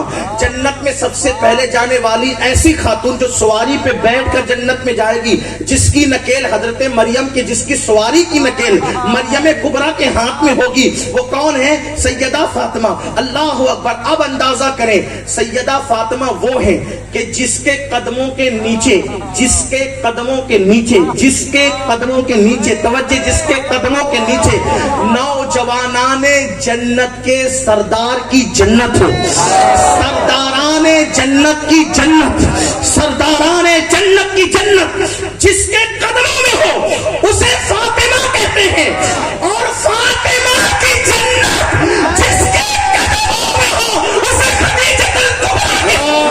نعرہ تکبیر، نعرہ رسالت، سیدہ زہرا، سیدہ زہرا۔ الجنت تحت اقدام امہاتکم، تمہاری ماں کے قدموں کے نیچے تمہاری اس خدیجہ کی میں منقبت کیا بیان کروں، لیکن ہماری قوم کی بچیوں کو پتہ ہی نہیں ہے کہ وہ سیدہ خدیجہ کون ہے، نہیں پتا بتائیں, کبھی نہیں. ہیروئن کون ہے, کون سی اداکارہ, کس خاندان سے, سب پتہ ہے. نبی کی پہلی زوجہ, نبی کی پہلی زوجہ پاک. اور ایک بات بتاؤں, نبی کی پہلی شریک حیات. اب توجہ آپ کی, نبی کی پہلی شریک حیات. شریک حیات کا مطلب جب تک حیات ہے تب تک شریک. میری اور آپ کی حیات ہمیشہ نہیں, اس لیے ہماری بیویاں شریک ہیں, مرنے کے بعد فریق ہے. لیکن نبی کی حیات کی کوئی مدت نہیں ہے. فَنَبِيُّ اللَّهِ حَيٌّ, اللہ کا نبی اللہ کی عطا سے ہمیشہ زندہ ہے. تو جیسے وہ کل شریک تھی ویسے آج بھی شریک ہے. نبی کی شریک حیات, نبی کی شریک حیات. اسی لیے نبی کی بیویوں کو آج تک ہم بیویاں ہی کہتے ہیں. اوروں کی بیویوں کو مرنے کے بعد بیوہ کہتے ہیں, لیکن ہم نبی کی بیوائیں نہیں کہتے, کہہ بھی نہیں سکتے, بیویاں ہی کہتے ہیں. ان کو ہوش آنا چاہیے جو کہتے نبی مر کے مٹی میں مل گئے. جب مٹی میں مل گئے تو پھر یہ بیویاں کیسے رہی, کیونکہ مٹی میں مل جانے والوں کی بیویاں بیویاں نہیں بلکہ بیوہ رہتی ہے. تو میرے نبی کی بیویاں اب بھی بیویاں ہیں. تو یہ بیویاں بتا رہی ہے کہ جب بیویاں بیویاں ہیں تو وہ مرے نہیں ہیں بلکہ تو زندہ ہے واللہ, تو زندہ ہے واللہ, میرے چشم عالم سے چھپ جانے والا. یہ ایک الگ سا عنوان ہے, لیکن بات یہ کہنے چلا تھا, منصوبہ بڑا خطرناک ہے. بچیوں کو بگاڑو, بیٹیوں کو. اس لیے کارٹون آ رہے ہیں چھوٹے چھوٹے بچیوں کے, بلکہ مجھے یہ کہتے ہوئے شرم آتی ہے لیکن میں مجبور ہوں. 6-6, 7-7 سال کی بچیوں کو سیریلوں میں زنا کرتے بتایا جا رہا ہے. ہم غافل ہیں, ہم نے موبائل دے دیا بیٹیوں کو, بیٹوں کو, سب کو دے دیا. خدا کے لیے رحم کرو اپنے حال پہ. ماں بگڑے گی نا, ماں کا پیٹ کمار کی آوے کی طرح ہے. کمار کا چکا صحیح چلے گا نا, چکا, تو برتن صحیح ترتیب پائیں گے. اور جب چکا خراب ہو جائے گا نا تو پھر برتن صحیح نہیں ہو سکتے. تو کمار کی ساری فنکاری منحصر ہے اس چکے پر. ویسے ہی ہماری نسلوں کا انحصار ہے ماں پر, ماں پر. ماں مت بگڑنے دو, اور لوگ ماں کو بگاڑنا چاہتے ہیں. آج پھر کردار فاطمہ زندہ کرو. بلکہ ایک بات آپ کو بتاؤں, جتنی سیدہ فاطمہ کی نسل میں اچھی اچھی ہستیاں ہوئی, کسی عورت کی نسل میں نہیں. اٹھا لے تاریخ, پڑھ لیں آپ.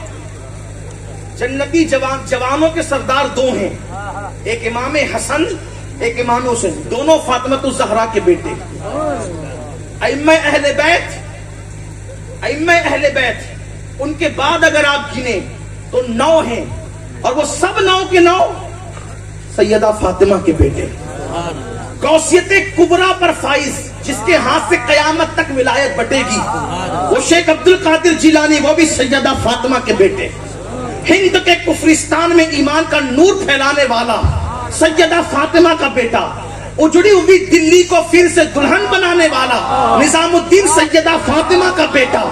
فاسقوں فاجروں کو تہجد گزار بنانے والا نظام الدین محبوب الہی سیدہ فاطمہ کا بیٹا. اس کے بعد دکن کی اجڑی ہوئی بستیوں کو ایمان کے پودوں سے گلستان بنانے والا, بہار لانے والا خواجہ بندہ نواز گیسو دراز سیدہ فاطمہ کا بیٹا. اللہ کے لیے سمنان کا تخت چھوڑ کر ہند میں لوگوں کو ایمان کی خیرات عطا کرنے کے لیے آنے والے مکہ و مشرق جانے سمنانی سیدہ فاطمہ کا بیٹا. آخر میں امام مہدی کی شکل میں آنے والے سیدہ فاطمہ کا بیٹا. آخر یہ سیدہ فاطمہ میں ایسی کیا چیز ہے؟ آقا فرماتے میری بیٹی فاطمہ اتنی متقی ہے, اس نے ایسا تقوی اختیار کیا, ایسی پرہیزگاری اختیار کی کہ اللہ نے اس کے تقوی کا صدقہ اور خیرات قیامت تک اس کی نسل کو بلکہ چنے. اللہ تعالیٰ نے ایسے اچانک تو فیصلہ نہیں کیا نا کہ میں بعد میں اس کو پیدا کروں گا, اس کو جتنوں کو پیدا کرنا تھا سب فیصلے اس کے ازلی ہیں, پہلے ہی فیصلے ہوئے. تو یہ سب چنے ہوئے لوگ جن سے دین کو فائدہ پہنچنا تھا, پہلے فیصلہ ہو گیا کہ پیدا کہاں ہوں گے؟ سیدہ کے گھر میں. بلکہ حیرت ہے کہ غوث پاک کی ولادت سے پہلے سیدہ کے گھر میں یہ فیصلہ ہو رہا ہے کہ شیخ عبد القادر جیلانی نے پیدا کہاں ہونا ہے. ایک دن حضور تشریف لائے سیدہ کے گھر میں. میرے آقا تشریف لائے. آنے کے بعد دیکھا کہ اسی گھر میں چھت کے نیچے مولا علی ہے, سیدہ فاطمہ ہے, امام حسن ہے, امام حسین ہے. 4 تن ہے, حضور آئے 5 تن ہو گئے. یہ 4 تن آئے, 4 تن تھے پہلے سے, حضور آئے تو 5 تن ہو گئے, 5 تن ہو گئے. سرکار نے 4 تن پہ نظر ڈالی, کیسے وہ چہرے تھے. کبھی کبھی میں دیکھتا ہوں چاند کو, اور ایک مثل مشہور ہے کہ 4 چاند لگ گئے. کبھی سنا آپ نے؟ حالانکہ چاند ایک ہی ہے, یہ 4 چاند لگ گئے کی مثال آئی کہاں سے؟ تو میں نے بہت غور کیا تو مجھے پتا چلا جب حضور یہ 4 چہرے دیکھتے ہوں گے,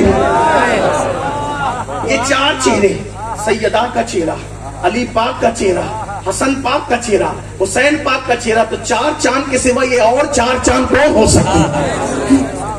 4 چاند لگنا گویا کہ لوگوں نے یہی سے کسی بھی وجہ سے لی ہوگی, لیکن میں تو ہم عشق کے بندے ہیں, ہم عشق کے بندے ہیں. کیوں بات 4 چاند کی مثال لوگوں کو یہاں سے 4 چہرے دیکھے, اس میں سے وہ چہرہ جو اپنے چہرے سے بہت ملتا تھا, اس حسن کو پکڑا, چوما, گلے سے لگایا. آج پوری توجہ کا مرکز حسن ہو گئے, آج پوری توجہ کا مرکز حسن ہو گئے. امام حسین ٹکٹی باندھ کے دیکھنے لگے. عمر چھوٹی تھی, کم عمر تھے. جب بچے چھوٹے ہوتے ہیں تو بڑوں پہ زیادہ توجہ کی بجائے توجہ کس پہ ہوتی ہے؟ چھوٹوں پہ ہوتی ہے. یہی بات ہے. اور توجہ ایسے ہی تھی کہ زیادہ توجہ جب دونوں شہزادے ہوتے تو کس پہ ہوتی؟ امام حسین پر ہوتی. لیکن آج بظاہر ترتیب بدل گئی. آج بظاہر یہ نہیں کہتا ہوں خلاف معمول, وہاں کوئی چیز خلاف ہے ہی نہیں, وہاں سب چیزیں راست ہے, سیدھی سیدھی ہے, خلاف وہاں کچھ نہیں ہے. وہ جو کرے وہی سچی ہے, وہ جو کرے وہی صحیح ہے, وہی جو کرے وہی سیدھی راہ ہے. تو آج ترتیب بدل گئی, ترتیب بدلی. حسین پاک پر توجہ کی بجائے آج پوری توجہ حسن مجتبی پر. اب گھر میں جتنے ہوتے ہیں وہ سب کی توجہ کس پر؟ چھوٹوں پر, چھوٹے شہزادوں پر. سیدہ نے دیکھا کہ حسن پاک پر پوری توجہ, حسین پاک ٹکٹکی باندھ کے آج دیکھ رہے ہیں. سیدہ نے کہا بابا روز تو ایسا نہیں ہوتا تھا, آج ساری توجہ حسن پر اور میرا حسین ٹکٹکی باندھ کے دیکھ رہا ہے. حضور نے کہا بیٹی آج جبریل آئے تھے, آج جبریل آئے تھے اور کہنے لگے یا رسول اللہ, حسن کی نسل میں, حسن کی نسل میں ایک کے بعد ایک 9 امام ہوں گے, 9, ایک کے بعد ایک 9 امام ہوں گے. اور حسین کی نسل میں ایک کے بعد ایک 9 امام ہوں گے حسین کی نسل میں. لیکن حسن کی نسل خاموش رہے گی, مگر پھر ایک ایسا پیدا ہوگا, ایک ایسا پیدا ہوگا ان 9 کے بعد جو مقام آپ کو اللہ نے نبیوں میں عطا فرمایا ہے, وہ مقام اس کو اللہ ولیوں میں عطا فرمائے گا, اور اسی کے ہاتھوں ولایت بٹے گی. وہ کیفیت کبریٰ کے منصب پہ فائز ہوگا جب وہ کہے گا بغداد کے منبر سے میرا یہ قدم ہر ولی کی گردن پر ہے, تو سب اس کے لیے گردن جھکا دیں گے. اس کو دنیا عبد القادر جیلانی کہے گی فاطمہ میرے حسن کی نسل میں ایسا بچہ پیدا ہونے والا ہے, اسی لیے اس بچے کو آج میں حسن کے ذریعے سے پیار عطا کر رہا ہوں, محبت عطا کر رہا ہوں. یہ فیصلے پہلے ہوئے ہیں, یہ فیصلے پہلے ہوئے ہیں. اگرچہ کوئی کہے کہ یہ روایتیں تو ضعیف ہے, لیکن روایتوں کا ذوف فضائل اعمال میں تو مقبول ہوتا ہے نا. تو عرض یہ کر رہا تھا ماں کا تقوی, ماں کا تقوی اولاد کو قیامت تک ملتا. اب تقوی جس کا جتنا پاورفل ہوگا اتنی دور تک اس کی برکتیں ملیں, ورنہ کم سے کم 4 نسل تک تو ایک ماں کا تقوی پہنچتا ہی پہنچتا ہے, 4 نسلوں تک رہتا ہے. اور ماں کی نحوست بھی کم سے کم 4 نسل تک رہتی ہے. حدیث پاک میں اسی لیے تو آیا، میرے آقا علیہ السلام فرماتے ہیں کبھی جھوٹی قسم مت کھانا، کبھی جھوٹی قسم مت کھانا۔ آقا فرماتے ہیں جو اللہ نے فرمایا جو جھوٹی قسم کھائے گا میں قیامت تک اس کی نسل پہ لعنت کروں گا۔ ایک جھوٹی قسم سے قیامت تک نوست برستی ہے نسلوں پر، نسلیں پریشان رہتی ہے۔ آپ اندازہ فرمائے جنہیں نہ نماز کا پتہ، نہ دین کا پتہ، نہ دھرم کا پتہ، کیا زندگی ہے۔ آؤ ماں بگڑنے سے بچا لو، بچا لو ماں بگڑنے سے۔ اپنے گھروں میں کردار فاطمہ زندہ کرو، اپنے گھروں میں امہۃ المومنین کا کردار زندہ کرو، اپنے گھروں میں رابعہ بصری کا کردار زندہ کرو، اپنے گھروں میں نفیسہ مصری۔ یہ نفیسہ مصری کون ہے پتہ ہے؟ یہ خاندان نبوت کی ایک بیٹی سیدہ ہے۔ یہ امام شافعی کے دور میں مصر میں رہا کرتی تھی۔ امام شافعی نے کہا تھا، امام شافعی نے کہا تھا نفیسہ اس خاتون اور اس سیدہ کا نام ہے کہ جب میرا انتقال ہو جائے تو میرا جنازہ اس سیدہ کی گلی سے لے کر جانا، اللہ اس کی گلی کے صدقے میری مغفرت فرما۔ یہ بیٹیاں تھی نبی کے گھر کی بیٹی، نبی کے گھر کی سیدانیوں کی یہ شان تھی۔ لیکن آج اپنا حال کیا ہو گیا، ہماری بیٹیوں کو کیا ہو گیا؟ بلکہ بڑی معذرت کے ساتھ اب تو معاذ اللہ مسلم بیٹیاں دولت کے نشے میں دوسروں کا، مشرکوں کا ہاتھ پکڑ کر بھاگ رہی ہے۔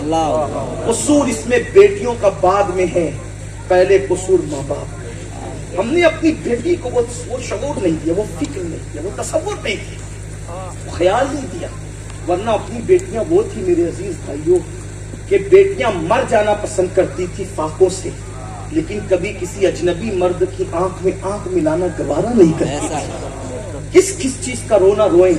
یہ جلسے اس لیے منعقد نہیں ہوتے کہ ہم آپ کو تھپکیاں دے کر سلا دیں، یہ جلسے اس لیے منعقد ہوتے ہیں کہ ہمارے بزرگوں نے جو بیدار کرنے کی یہ رسم ڈالی ہے اس طریقے سے آپ کو بیدار کیا جائے۔ صرف سن کر مت جانا بلکہ یہ عہد لے کر کے جانا کہ میں نے اپنی بیٹی کو اب کوئی سیریل نہیں دیکھنے دینا ہے، میں نے اپنی بیٹی کو اب سیرت فاطمہ الزہرا پڑھانا ہے۔ میں کبھی سوچتا ہوں کہ اگر سیدہ فاطمہ، مولانا نے جو ہے وہ سیدہ کا ذکر چھیڑا تو میرے دل کے تار گویا کہ انہوں نے اس پر ہاتھ رکھ دیا کہ میں نے یہ سوچا کہ پھر آج کی محفل ختم نہیں کروں گا جب تک ذکر سیدہ نہ کروں، لیکن انہوں نے ایک بات اور کر دی، چونکہ یہ بہت پیار کرتے ہیں تو میری تعریف میں بہت لمبی باتیں کی۔ میں ہر ناظرین سے اور ہر بندے سے کہتا ہوں کہ میری تعریف میری موجودگی میں نہ کی جائے، غیر موجودگی میں بھی نہ کی جائے۔ وجہ اس کی یہ ہے کہ جتنی دیر تک ہماری تعریف کرو گے، اگر اتنی دیر تک حضور کی تعریف کرو گے تو آپ کا بھی بیڑا پار ہوگا، ہمارا بھی بیڑا پار ہوگا۔ خدا کے لیے ہمیں کچھ نہ کہنا، اس لیے کہ ہماری اوقات کیا ہے، ہماری حیثیت کیا ہے۔ واللہ ہم اگر جو کچھ بھی کچھ ہے نہیں، بلکہ ہم تو یہ سوچتے ہیں اگر نجات ہو گئی، اگر نجات ہو گئی سمجھ جائیں گے ہم کامیاب ہو گئے، بلکہ اگر جنت بھی نہ ملے اور جہنم سے ہی بچ گئے تو بھی کامیاب ہو گئے۔ فاروق اعظم نے کہا تھا کہ اگر عمر برابر سرابر چھوٹ گیا تو بھی وہ کامیاب ہو گیا۔ جس کو جنت کی بشارت ملی تھی اس کی فکر یہ ہماری اوقات کیا ہے، ایمان پہ خاتمہ ہو جائے تو بڑی نعمت ہے۔ ہم کیا ہے، ہمارے چہرے دیکھنے سے کیا ملنا ہے، ہماری گفتگو سننے سے کیا ملنا ہے۔ ہم تو آپ کے پاس صرف اس لیے آ جاتے ہیں کہ آپ میں کوئی ایک مقبول بندہ ہوگا، اس کی نظر پڑ جائے گی تو اپنا بیڑا پار ہو جائے گا، کیونکہ آقا نے فرمایا جہاں 40 مومن جمع ہو ان میں ایک اللہ کا ولی ہوتا ہے۔ اسی لالچ میں آ جاتے ہیں کہ 40 ہوں گے، پتہ نہیں کتنے اللہ والے آئیں گے، نظر ڈال دے گا تو بیڑا پار ہو جائے گا۔ واللہ میرے اللہ کی قسم کھا کے کہتا ہوں، جھوٹی قسم کھانے والے پہ اللہ کی لعنت ہو۔ میں نے اپنی زندگی میں کبھی کسی کو ہاتھ چومنے نہیں دیے، لیکن بس اس نیت سے دیا کہ اگر کسی اللہ کے نیک بندے کے ہاتھ، یہ نیک بندے کا ہونٹ میرے ہاتھ میں لگ جائے، اس کے ہونٹ کی برکت سے میرے وجود پہ جہنم کی آگ حرام ہوگی۔ ورنہ میں نے کبھی یہ سوچ کر کسی کو ہاتھ نہیں دیا کہ ہم اس قابل ہے کہ ہم چومے جائیں، ہم کبھی اس قابل نہیں ہے۔ اللہ اکبر، یہ ناز یہ انداز ہمارے نہیں ہوتے، چھولی میں ٹکڑے تمہارے نہیں ہوتے، یہ ذکر مصطفیٰ کی برکتیں ہیں۔ ورنہ یاد رکھنا قوم کا مقرر سب سے زیادہ مصیبت میں ہوگا قیامت کے دن، اور اس کے ہونٹ آپ کی کیچیوں سے کاٹے جائیں گے، اس کی آنتیں پیٹ میں۔ یہ جو موٹے موٹے نذرانے کے سودے ہوتے ہیں نا، اور یہ جو بڑی بڑی تقریریں فن کے طور پہ کی جاتی ہے نا، اللہ ہم سب پہ رحم فرمائے، دینے والوں کو بھی مانگنے والوں کو بھی۔ میں بار بار اس کا رونا روتا ہوں کہ امام 1 مہینے تک امامت کر رہا ہے، 5-6 ہزار سے زیادہ دینے کی توفیق نہیں. وہ جنازے سے لے کر کے نکاح تک پڑھاتا ہے، نہیں دیتے کچھ اس کو 5-6 ہزار سے زیادہ. مقرر کو 50-50 ہزار تک دیتے ہیں، ناخواں کو 50-50 ہزار تک دیتے. جو قوم مہینے بھر محنت کرنے والے اماموں کی خیر خواہی نہ کرے، بلکہ وکیل کو دیکھ کے اٹھ کے کھڑے ہوتے ہو، جج کو دیکھ کے اٹھ کے کھڑے ہوتے ہو، ڈاکٹر کو دیکھ کے اٹھ کے کھڑے ہوتے ہو، اور مولانا کو دیکھ کر رستہ بدل دیتے ہو، یہ قوم کا حال ہے. وہ قوم کیسے ترقی کرے گی؟ جو امام تمہاری قیادت کرتا ہے، تمہاری وکالت کرتا ہے اللہ کی بارگاہ میں، اس کی نماز کی صحیح ہونے پہ تمہاری نمازیں صحیح ہو جائے، اس کی نماز غلط ہونے کی وجہ سے تمہاری نمازیں غلط ہو جائے، اس امام کی قدر نہیں اپنے پاس. کون اپنے بچوں کو امام بنانے کی کوشش کرے گا؟ خدا کے لیے نکلو گندگی سے. ہماری کوئی تعریف نہیں کرنا، ہمارے نام کا کوئی نعرہ نہیں لگنا چاہیے، اس لیے کہ ہم کون ہیں. جس دن ہمارا خاتمہ ایمان پہ ہوگا اس دن پھر کوئی نعرہ لگائے تو لگائے، اس دن کوئی تعریف کرے تو کرے، لیکن بات نہیں کرنا اس طرح سے. انہوں نے محبت میں کہہ دیا. میں دعا کر رہا تھا اللہ اس بندے کے خلوص کے جملوں کو میرے لیے دعا بنا دے اور مجھے ایسا بنا دے جیسا یہ کہہ رہا ہے. ورنہ اپنی اوقات کیا ہے میرے عزیز بھائیوں. اگر اس نے عیبوں پہ پردے نہ ڈالے ہوتے تو نہ آپ یہاں بیٹھنے کے قابل ہوتے، نہ یہاں بیٹھنے کے قابل ہوتے. اللہ ہمارے حال پہ رحم فرمائے. یہ میری اور آپ کی بات نہیں ہے. آپ لوگ سوچتے ہیں عاجزی کر رہے ہیں، انکساری کر رہے ہیں. حضرت امام جعفر صادق، امام جعفر صادق جس نے جنت بیچی ہے، واقعی بیچی، جس نے جنت بیچی ہے واقعی. یہ آج کل تو سب کہانی قصے ہو گئے. جو حقیقت جنت بیچنے والے، جن کی ہم 12ویں یا 22ویں کے کنڈے کی نیاز کرتے ہیں، جن لوگوں کو بڑا درد ہے اس کنڈے کی نیاز پر بھی، بہت درد ہے. کیوں ہو رہی کنڈے کی نیاز ہے؟ تو شیعہ کرتے ہیں، وہ شیعہ کرتے ہیں تو کرتے ہیں. شیعہ اہل بیت سے محبت کا نعرہ بھی لگاتے ہیں، تو کیا ہم نعرہ لگانا چھوڑ دیں؟ شیعہ یا علی المدد کہتے ہیں تو کیا ہم چھوڑ دیں یا علی المدد؟ وہ صدیق اکبر کے بغض میں کہتا ہے یا علی المدد، اور ہم مولا علی کو صحابہ کی محبت کے ساتھ پکارتے ہیں. فرق ہے، ان کے دل سیاہ ہیں، ہمارے دلوں کو دعا کر دیں. ہمارے سینوں میں صحابہ کی محبت ہے. ہم تو یہ کہتے ہیں جس سینے میں ابو بکر عمر عثمان کی محبت نہیں، اس کو یا علی مدد کا نعرہ لگانے کی اجازت نہیں. سبحان اللہ. یا علی مدد کا نعرہ اسی کو فائدہ دیتا ہے جس کے سینے میں شیخین کی محبت ہے، صحابہ کی محبت ہے. ہم اس نعرے کے قائل ہیں اور یہ شیعہ کرتے ہیں نیاز تو کر. کیا ہم چھوڑ دیں؟ شیعہ کون ہے؟ ان کی کیا اوقات ہے؟ انما الاعمال بالنیات یہاں بھول جاتے بخاری کی پہلی حدیث. تو لوگوں کو کنڈے کی نیاز سے بڑی طرح، لیکن ہونے دیجئے یار تکلیف. ہم اپنا کام کرتے ہیں، ہم عشق کے بندے ہیں. اتنا کہیں کہ شیعہ جو کرتے ہیں وہ اپنے طور پہ کرتے ہیں. پہلی بات تو ان کے فاتحہ ہوتی نہیں ہے. فاتحہ کا تصور پوری دنیا میں صرف اہل سنت کیا ہے. جو مروجہ فاتحہ ہے اس کا تصور صرف اہل سنت کیا ہے اور کہیں نہیں ہے. وہ تو اس پہ تھوک بھی ڈالے، کیا کیا ڈالے. ابھی وہ یہ سب بات کرنے کا یہاں موقع نہیں ہے، ورنہ بات کہیں اور جائے گی. ہاں لیکن ہمارے یہاں تو اتنے تقدس سے بنتا ہے کہ ہماری عورتیں باوضو پکاتی ہیں. ہاں ہمارے یہاں نیاز کا بڑا اہتمام ہے. نیاز کو نیاز کہتے ہی اسی لیے ہے کہ وہ بڑی عاجزی سے اور عقیدت سے پیش کی جاتی ہے. ہاں اسی لیے اس کو نیاز کہتے ہیں. تو جس امام جعفر صادق کی ہم نیاز کرتے ہیں، ان کا ایک پڑوسی تھا. امام جعفر صادق حج کو جا رہے ہیں. وہ پڑوسی نے کہا حضرت میں گھر بیچنا چاہتا ہوں. اور آپ کا پڑوسی تو پہلے آپ کا آگے کہ آپ کو گھر بیچو.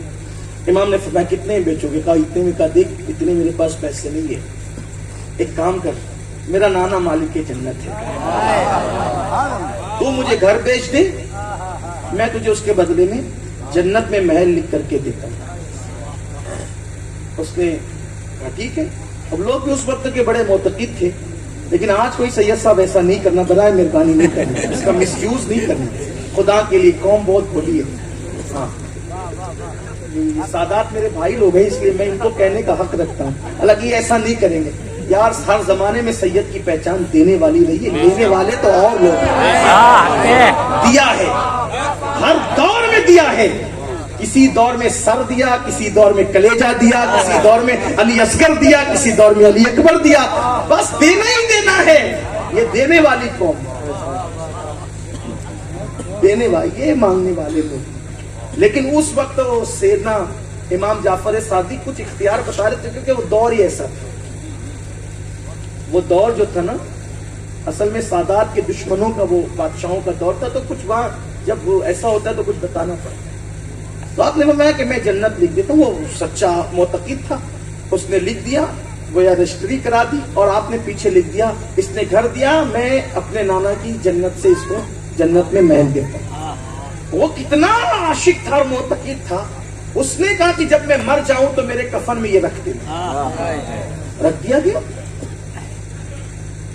رکھ دیا گیا۔ اچھا یہ تحریر لے دے کر سیدنا امام جعفر صادق چلے گئے حج کے لیے، حج کو چلے گئے۔ اب حج سے آئے تو وہ واقعی انتقال کر چکا تھا، مر چکا تھا، اس کا انتقال ہو گیا تھا۔ حج سے واپس آئے تو اس کے بیٹوں کی نیت بدل گئی۔ حج سے واپس آنے کے بعد بیٹوں کی نیت بدل گئی۔ بیٹوں نے امام جعفر صادق سے آگے کہا کہ بھئی آپ نے ہمارے ابو سے گھر لے لیا، ایک ایسا وعدہ کر کے جو قیامت میں پورا ہوگا کہ بھی نہیں ہوگا، گھر واپس دو۔ فرمایا مالک وہ تھا، بیچا مجھے، میں نے خریدا، میں مالک بن گیا، اب تم نہیں مانگ سکتے، شرن نہیں مانگ سکتے تم۔ تو انہوں نے کہا لیکن آپ نے دیا کیا تھا؟ کہا وہ تحریر تھی، میں نے جنت میں مکان دیا تھا۔ کہا کہ ہمیں ثبوت چاہیے۔ فرمایا یہ ثبوت اب مجھ سے مت پوچھو، اپنے باپ سے جا کے پوچھو، جاؤ اس کی قبر پہ اور جا کے پوچھو کہ ثبوت کیا ہے۔ جب قبر پر گئے تو وہاں پر وہی رجسٹری کا کاغذ پڑا ہوا تھا، ادھر لکھا ہوا تھا کہ میں نے گھر دیا، نیچے لکھا ہوا تھا کہ جو ہے وہ میں نے جنت میں محل دیا نانا کی، یا پیچھے لکھا ہوا تھا جنت میں محل دیا نانا کا، اور اس کے بعد نیچے اس کی اپنی خود کی تحریر تھی، میرے بیٹوں جعفر صادق سے لڑنا چھوڑ دو، انہوں نے جو مکان کا وعدہ کیا تھا الحمدللہ مجھے مل چکا ہے۔ یہ لوگ ہیں۔ اب یہ مرتبہ پانے کے بعد امام جعفر صادق کا حال یہ تھا کہ جب لوگوں سے مصافحہ کرتے تھے تو مصافحہ کر کے کہتے تھے اگر تمہاری مغفرت ہو گئی تو تم میری سفارش کرنا، اور اگر میری مغفرت ہوگی تو میں تمہاری سفارش کرنا۔ کون ہے یہ؟ امام حسین رضی اللہ تعالیٰ عنہ کے سگے پر پوتے ہیں، امام زین العابدین کے سگے پوتے ہیں، امام جعفر صادق امام اعظم کے استاد، جن کے بارے میں امام اعظم کہتے ہیں اگر جعفر صادق نہ ہوتے تو نعمان ہلاک ہو گیا ہوتا۔ جس کی جوتیاں سیدھی کرے امام اعظم، وہ کہہ رہے ہیں کہ اگر تمہاری بخشش ہو گئی تو میری سفارش کرنا، میری بخشش ہو گئی تو تمہاری سفارش کروں گا۔ لوگ کہتے ہیں آپ تو سید ہیں، آپ تو آل رسول ہیں، تو آپ رو کر کہتے یہی تو رونا ہے کہ اتنے بڑے باپ کی اولاد ہے، اپنے نانا کو منہ کیا دکھائیں گے؟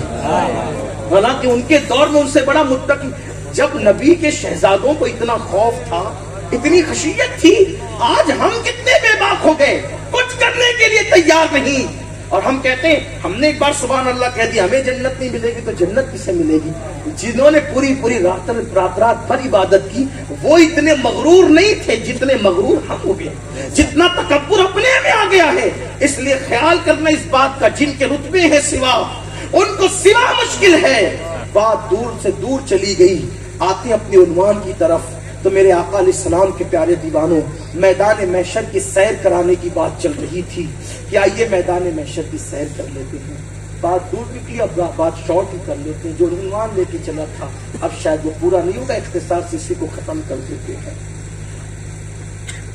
میدان محشر کی سیر، میں نے کہا نا کہ آدم علیہ السلام جیسے نبی، نوح علیہ السلام جیسے نبی اللہ کے خوف سے نفسی نفسی کرتے ہیں۔ حدیث پاک جو پڑھنے چلا تھا وہ یہ ہے کہ میرے آقا صلی اللہ علیہ وآلہ وسلم نے فرمایا، بلکہ اس کا بیک گراؤنڈ اور پس منظر یہ ہے کہ سیدنا فاروق اعظم رضی اللہ تعالیٰ عنہ نے ایک مرتبہ حضرت کعب احبار سے پوچھا، اے کعب ذرا ایسی بات مجھے بتا۔ حالانکہ یہ کعب کون ہے؟ تابعی۔ تابعی کون ہوتا ہے؟ جس نے حضور کو نہیں دیکھا بلکہ صحابہ کو، ایمان کی حالت دنیا سے، وہ تابعی، صحابی نہیں۔ اور فاروق اعظم صحابی، جانشین رسول ہیں، خلیفہ دوم ہیں، بلکہ ہم سنیوں کے عقیدے میں مراد مصطفیٰ ہیں، مراد رسول حضور نے انہیں مانگا ہے، اللہ سے طلب کیا ہے، مراد رسول فاروق اعظم رضی اللہ تعالی۔ تو کہا کہ کعب ذرا ایسی بات مجھے سناؤ جس سے میرے دل میں اللہ کا ڈر اور خوف پیدا ہو۔ اپنا حال کیا ہے؟ جہاں خوف خدا کی بات ہوگی تم وہاں سے بھاگنے کی کوشش، ارے اب بھی مولانا نماز کی بات کریں گے، اب بھی داڑھی کی بات کریں گے، اب بھی عمل کی بات کریں گے۔ میرا ایک دوست ہے، بہت قریبی دوست ہے، جب میں تقریر شروع کرتا ہوں تو چلا جاتا ہے ابھی بھی، اور تقریر ختم کرتا ہوں تو پھر آتا ہے، میں یار کہاں چلے جاتے ہو یار، تم ڈراتے بہت ہو یار۔ میں نے کہا کہ ہم کیا ڈرائیں، حضور کا فرمان پیش کرتے ہیں، حضور علیہ السلام کا فرمان، اور سارے انبیاء ڈرانے ہی کے لیے آئے، بلکہ حضور علیہ السلام کو جو پہلی مرتبہ حکم دی ہوا نا، یا ایھا المدثر فانذر، اے کمبل اوڑھنے والے بالا پوش اٹھیے اور اپنی قوم کو ڈرائیے۔ تو یہاں ڈرنے ڈرانے ہی کی بات ہوگی، باز و نصیحت اسی کا نام ہے۔ لطیفہ گوئی کے لیے ٹی وی کے ڈرامے کافی ہیں، یہاں نصیحت کی جگہ ہے، یہاں خوف خدا پیدا کرنے کی جگہ ہے۔ اور چونکہ کئی اولیاء ہوتے ہیں ایک محفل میں، تو ان کی برکت سے اپنا بھی کنیکشن جڑ جائے، خشیت کے حوالے سے، عشق رسول کے حوالے سے۔ تو میرے آقا صلی اللہ علیہ وسلم کے دیوانوں، فاروق اعظم نے کہا، اے کعب مجھے ایسی بات بتا کہ میرے دل میں اللہ کا ڈر اور پیدا۔ حالانکہ ایسا نہیں کہ وہ ڈرتے نہیں تھے، ڈر اللہ کا اتنا تھا فاروق اعظم کے دل میں کہ اللہ کے خوف سے ہمیشہ روتے رہتے تھے، تو مسلسل رونے کی وجہ سے آپ کے چہرے پر آنسوؤں کا نشان بن گیا تھا، چہرے پر آنسوؤں کا نشان بن گیا تھا۔ اتنا ڈرتے تھے اللہ سے کہ اپنے بستر کے نیچے کوڑا رکھتے تھے، اور جب رات کو آتے تھے تو کوڑا اٹھا کر اپنے پیر پہ مار کے کہتے تھے، عمر بتا آج اللہ کو راضی کرنے والے کتنے کام کیے اور اللہ کو ناراض کرنے والے کتنے کام کیے۔ حالانکہ ان کی پوری زندگی اللہ کی رضا والی زندگی تھی، لیکن اللہ جن کو میرے آقا نے جنت کی بشارتیں دی ان کا حال کیا تھا؟ تو کہتے ہیں ایسی بات بتاؤ کعب جس سے میرے دل میں اللہ کا ڈر اور خوف پیدا ہو۔ تو حضرت کعب نے کہا، امیر المومنین میں نے گزشتہ کتابوں میں جو آسمانی کتب ہے اس میں پڑھا ہے کہ قیامت کے دن اللہ فرشتوں کو حکم دے گا کہ وہ جہنم کو کھینچ کر کے میدان محشر میں لائے۔ کہانی قصہ نہیں ہے، دل کے کانوں سے سننا۔ اگر آخرت کی کامیابی چاہتے ہوں تو دنیا میں سے ایک دن جانا ہے۔ ہم نے بہت لوگوں کو اپنے ہاتھوں سے دفن کیا میرے بھائیوں، ہمیں بھی دفن کر دیں گے لوگ، ہمیں بھی دفن کر دیں گے، بہت جلد وہ دن آئے گا۔ میرا بیٹا، میرا مال، میرا کاروبار، کورونا نے بتا دیا کوئی اپنا نہیں ہے۔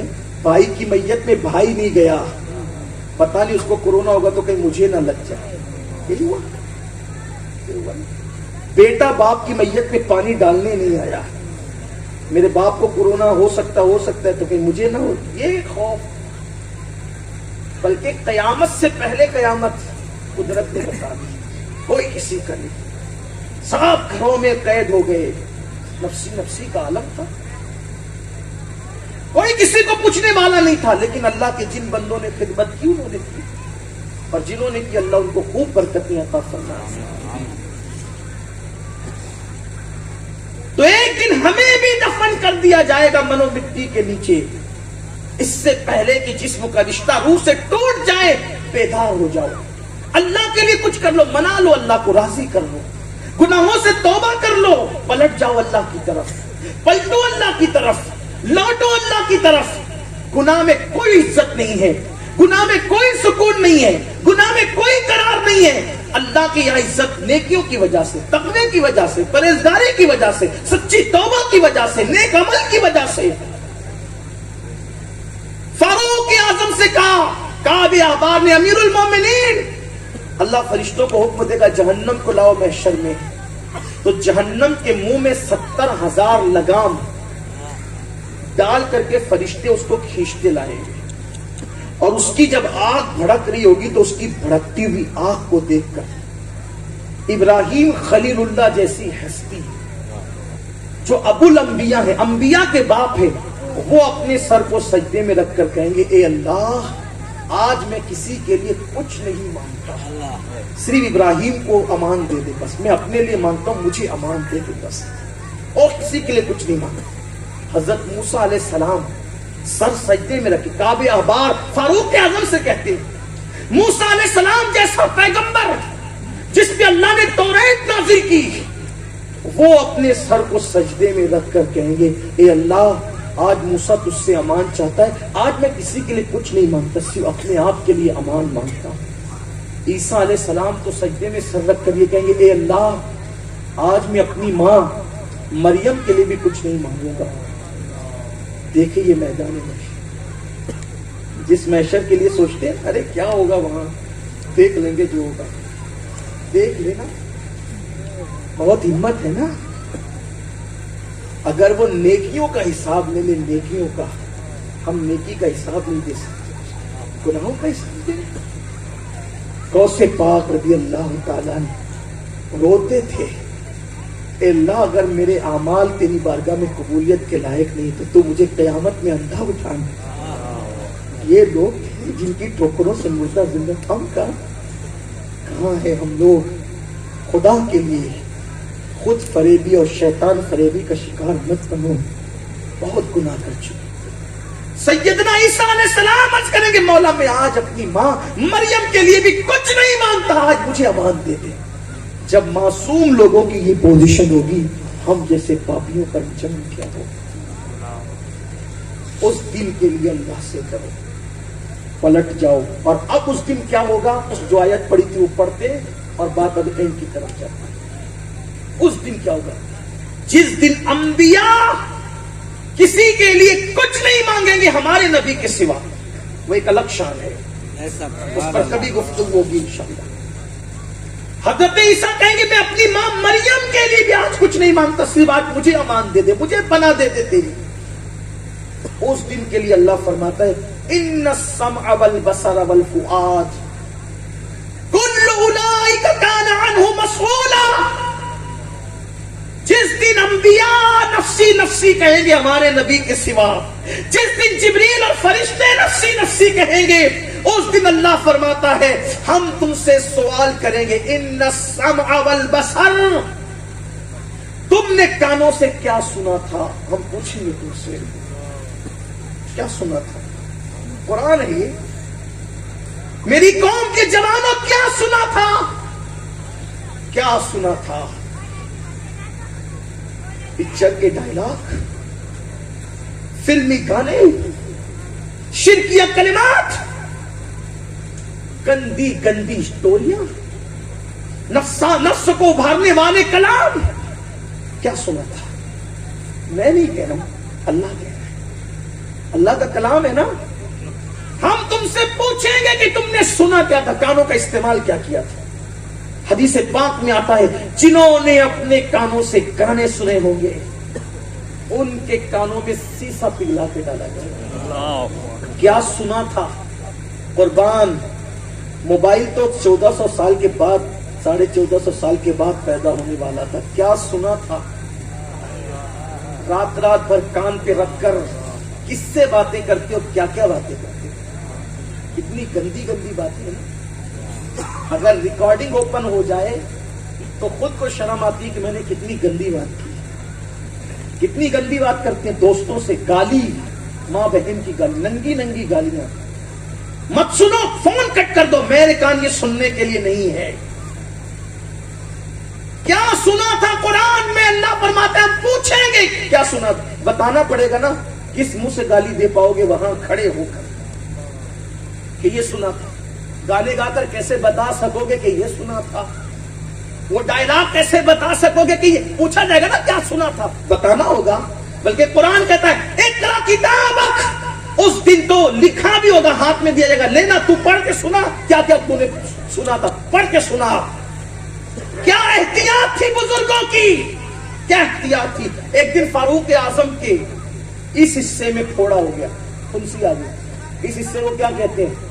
اپنی زبان میں ہم کہتے ہیں بغل، صحیح؟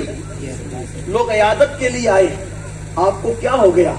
کہا ہاتھ کے نیچے پھوڑا ہو گیا، اور کسی نے کہا اتنی لمبی بات کیوں کر رہے ہو کہ ہاتھ کے نیچے پھوڑا ہو گیا؟ شارٹ کرنا حضور کو پسند تھا، ہاتھ کے نیچے پھوڑا ہو گیا، ایک جملے میں کہہ دیتے بغل میں پھوڑا ہو گیا تو شارٹ ہوتی نا بات.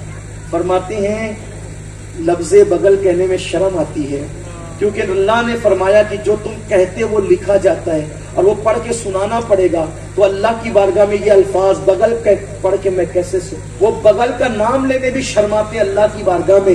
ہم نے کتنی گندی گندی باتیں کی ہے، قرآن کہتا ہے سنی کتنی گندی گندی باتیں ہیں. اس دن کا احساس کر لو، نہ ماں کام آئے گی، نہ باپ کام آئے گا، نہ دولت کام آئے گی، نہ بیٹے کام آئیں گے، کوئی کام نہیں. قرآن کا ان سامع، پوچھیں گے تمہاری سماج، والبصر، آنکھوں سے کیا دیکھا تھا، کیا دیکھا تھا آنکھوں سے، آنکھوں کو آوارہ کرنے والوں کیا دیکھا. پیر صاحب پوچھے تو نہیں بتا سکتے، ابا پوچھے تو نہیں بتا سکتے، مقرر صاحب سید صاحب پوچھے نہیں بتا سکتے. میرے عزیز بھائیوں، ایک دن میں کیا کیا دیکھا نہیں بتا سکتے، پوری زندگی میں کیا کیا دیکھا اللہ کی بارگاہ میں کیسے سنائیں گے پڑھ کے. وہ دن کا خیال تو کر لو ذرا، وہ دن کا خیال تو کر لو، کیا بتائیں گے. یہی وجہ تو تھی ہمارے بزرگوں کی اتنی احتیاط تھی دیکھنے کے معاملے میں، اتنی احتیاط تھی کہ نگاہیں نیچی رہتی تھی. ایک دن سیدنا داؤد طائی کو کسی نے پوچھا، داؤد آپ کے گھر کی چھت نہیں ہے؟ حضرت داؤد طائی یہ امام اعظم کے شاگرد ہیں، سیدنا داؤد طائی پوچھا آپ کے گھر میں چھت نہیں ہے؟ واللہ مجھے معلوم ہی نہیں کہ چھت ہے کہ نہیں ہے. کہا کتنے سال سے رہو؟ کہا 40 سال سے رہو. کہا 40 سال سے رہو، چھت نہیں پتا نہیں؟ فرمایا اوپر نگاہ اٹھانے کا کبھی موقع ہی نہیں آیا. تو میں نے سوچا کہ بلا ضرورت نظر کیوں اٹھاؤں، اس لیے میں نے کبھی اپنے گھر کی چھت کو بھی نہیں دیکھا. جن کے تقویٰ پرہیزگاری کا حال یہ تھا کہ وہ گھروں کی چھت کو نہیں دیکھتے تھے. آج تو بڑی معذرت کے ساتھ یوٹیوب پر جا کر کے وہ مناظر سرچ کیے جاتے ہیں جس کا آج ہم ذکر نہیں. میں یہ نہیں کہتا کون کیا دیکھتا ہے، لیکن یہ ضرور کہوں گا کہ ہر آدمی اپنے آپ میں ڈوب کر سوچے، اپنے من میں ڈوب کر پا جا سراغ زندگی. تو اگر میرا نہیں بنتا نہ بن، اپنا تو بن.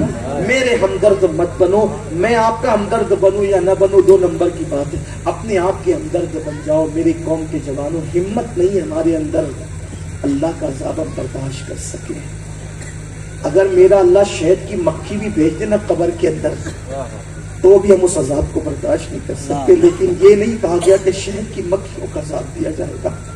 یہ کہا گیا کہ اتنے بڑے بڑے سانپ ہوں گے کہ 70 سال کی لمبائی میں جتنا اونٹ دوڑ سکتا ہے، گھوڑا دوڑ سکتا ہے، اتنے لمبے لمبے بچھو اور سانپ ہوں گے. اور وہ ایک ڈنک مارے گا تو انسان زمین 7 طبق زمین کے اندر دھنس جائے گا. سوچو تو اللہ کا عذاب کیسے اٹھا سکیں گے، برداشت کر سکیں گے. اللہ ہماری آنکھوں کے بارے میں پوچھے گا. والفؤاد، دلوں میں کیا پلان تھے. لوگوں سے ملتے تھے تو ایسی میٹھی میٹھی باتیں کرتے، دلوں میں بغض رکھتے تھے. سینے ملاتے تھے، سینے، دل نہیں ملاتے تھے. زبانیں میٹھی تھی، دل بھیڑیوں کی طرح تھے. اللہ فرمائے گا دل میں کیا تھا، ہم اس کے بارے میں بھی پوچھیں گے.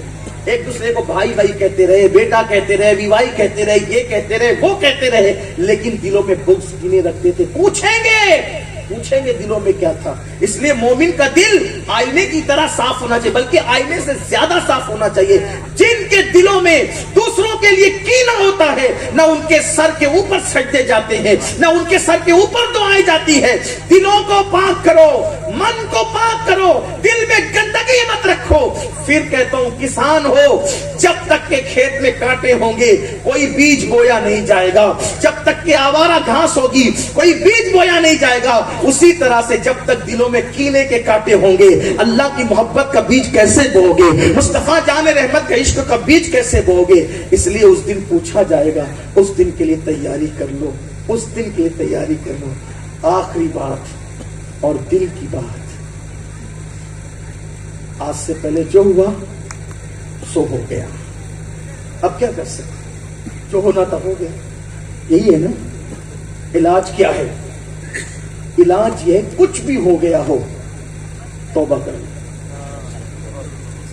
توبہ کر لو. اسی پہ اینڈ کر رہا ہوں میں بھی، آپ بھی. اور پھر ولی کا آستانہ ہے،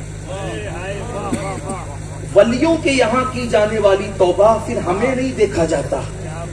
ان کے صدقے بخشا جائے. اور پھر ولی جہاں سید بھی ہو, اہل بیت بھی ہو, اور پھر زمین کے اندر بھی ہو, زمین کے اوپر بھی ہو, اتنے سارے علماء و نائب رسول ہو, تو پھر توبہ قبول ہی ہوگی. توبہ کر لو. لیکن ایک بات پھر کہتا ہوں, جو ہر جگہ کہتا رہتا ہوں, آج بھی کہتا ہوں, توبہ نام کان کھینچنے کا نہیں. بہت مرتبہ کان کھینچے.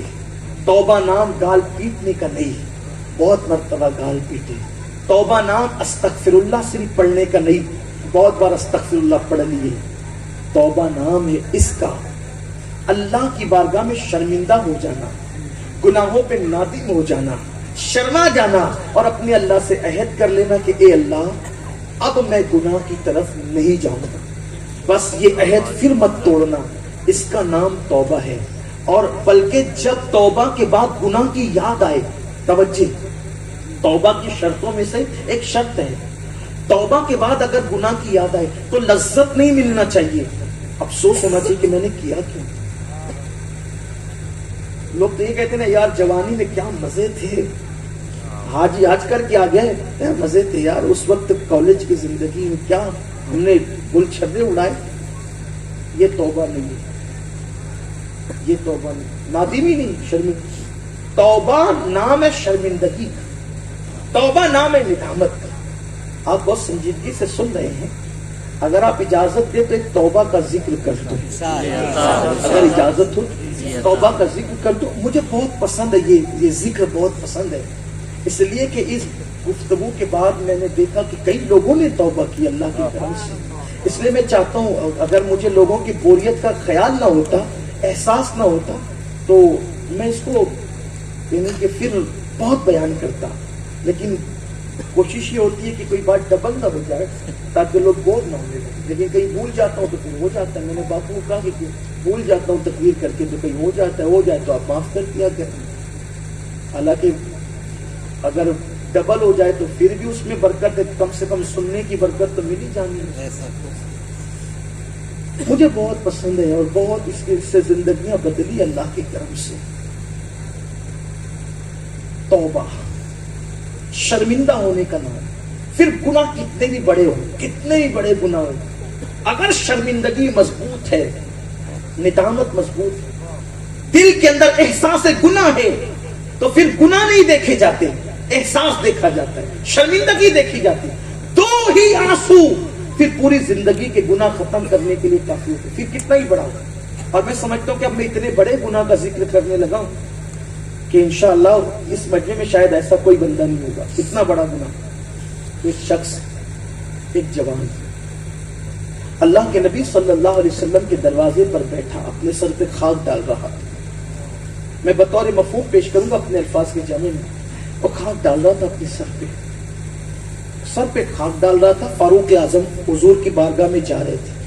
اس نے کہا عمر میری سفارش کر دو حضور سے کہ حضور مجھے معاف کر دے اور میرے لیے معافی کی دعا کر دے. فاروق اعظم گئے, کہا سرکار ایک بندہ ہے جو دروازے میں پڑا سر پہ خاک ڈال رہا ہے, اور وہ کہتا ہے کہ حضور سے عرض کرو کہ حضور میرے لیے دعا کرے کہ میری معافی ہو جائے اور حضور بھی مجھے معاف کر دے. فاروق اعظم سے سرکار نے کہا بلاؤ اس کو, کون ہے وہ آیا, وہ جوان. سرکار نے فرمایا کیا ہوا؟ کہا حضور میں ہلاک ہو گیا, میں تباہ ہو گیا, میں برباد ہو گیا. آقا نے کہا ہوا کیا؟ کہا حضور بس اتنا ہے کہ میں توبہ کرنا چاہتا ہوں, آپ میرے لیے دعا کر دیں کہ اللہ میری توبہ قبول کر لے. اب حضور علیہ السلام کو چونکہ آگے کی امت کے لیے راستہ بتانا تھا نا غیب داں نبی کو, تو سرکار نے کہا تجھ سے ہوا کیا ہے وہ بتا. حضور مجھے شرم آ رہی ہے, میں کیسے بتاؤں, میں کیا عرض کروں آپ سے. آقا نے کہا ہوا کیا تیرے گناہ آسمان کے تاروں سے زیادہ ہے؟ اس نے کہا ہاں. زمین کے ذروں سے زیادہ؟ ہاں.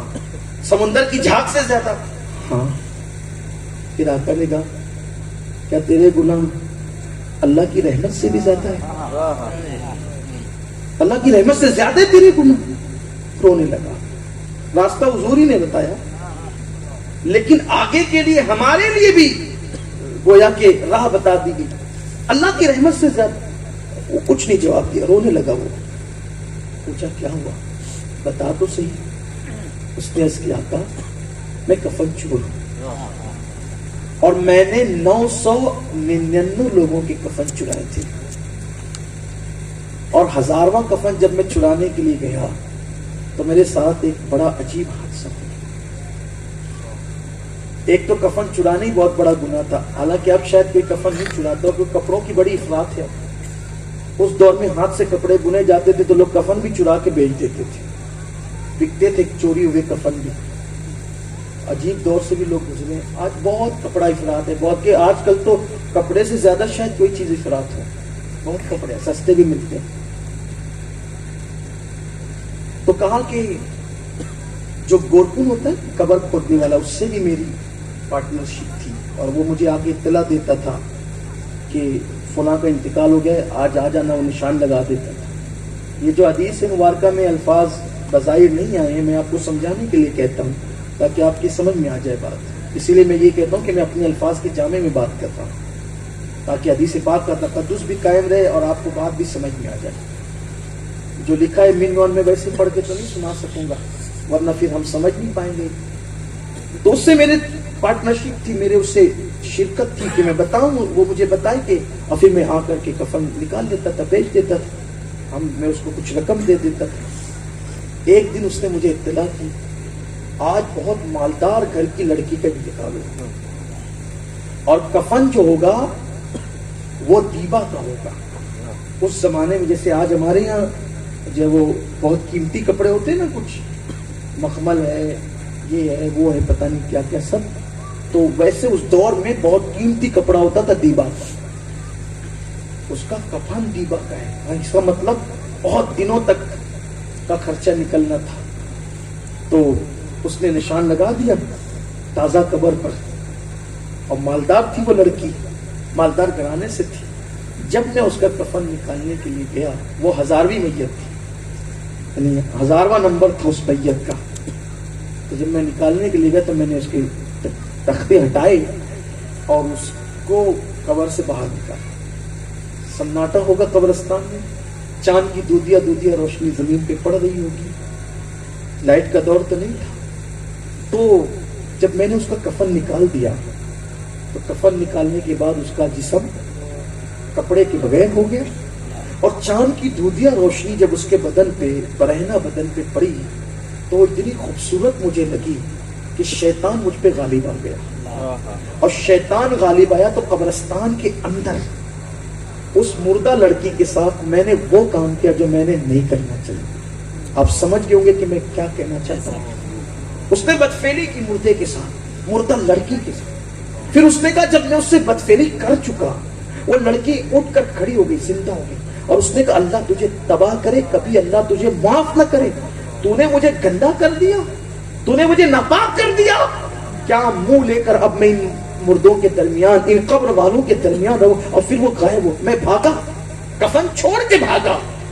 لڑکی تو پھر مجھے نظر نہیں آئی، لیکن اب اس کی آواز میرے کانوں میں ٹکراتی رہتی ہے۔ نہ کھا سکتا ہوں، نہ پی سکتا ہوں، نہ سو سکتا ہوں، سکون نہیں ہے، سکون، بے قراری اور بے چینی۔ آقا اب میں توبہ کرنا چاہتا ہوں، اللہ کی بارگاہ میں معافی مانگنا چاہتا ہوں۔ کہتے ہیں کہ جو جتنا بڑا علم والا ہوتا ہے اتنا زیادہ اللہ سے ڈرنے والا ہے، تو حضور سے بڑا علم والا کوئی نہیں ہے اللہ کی مخلوق میں۔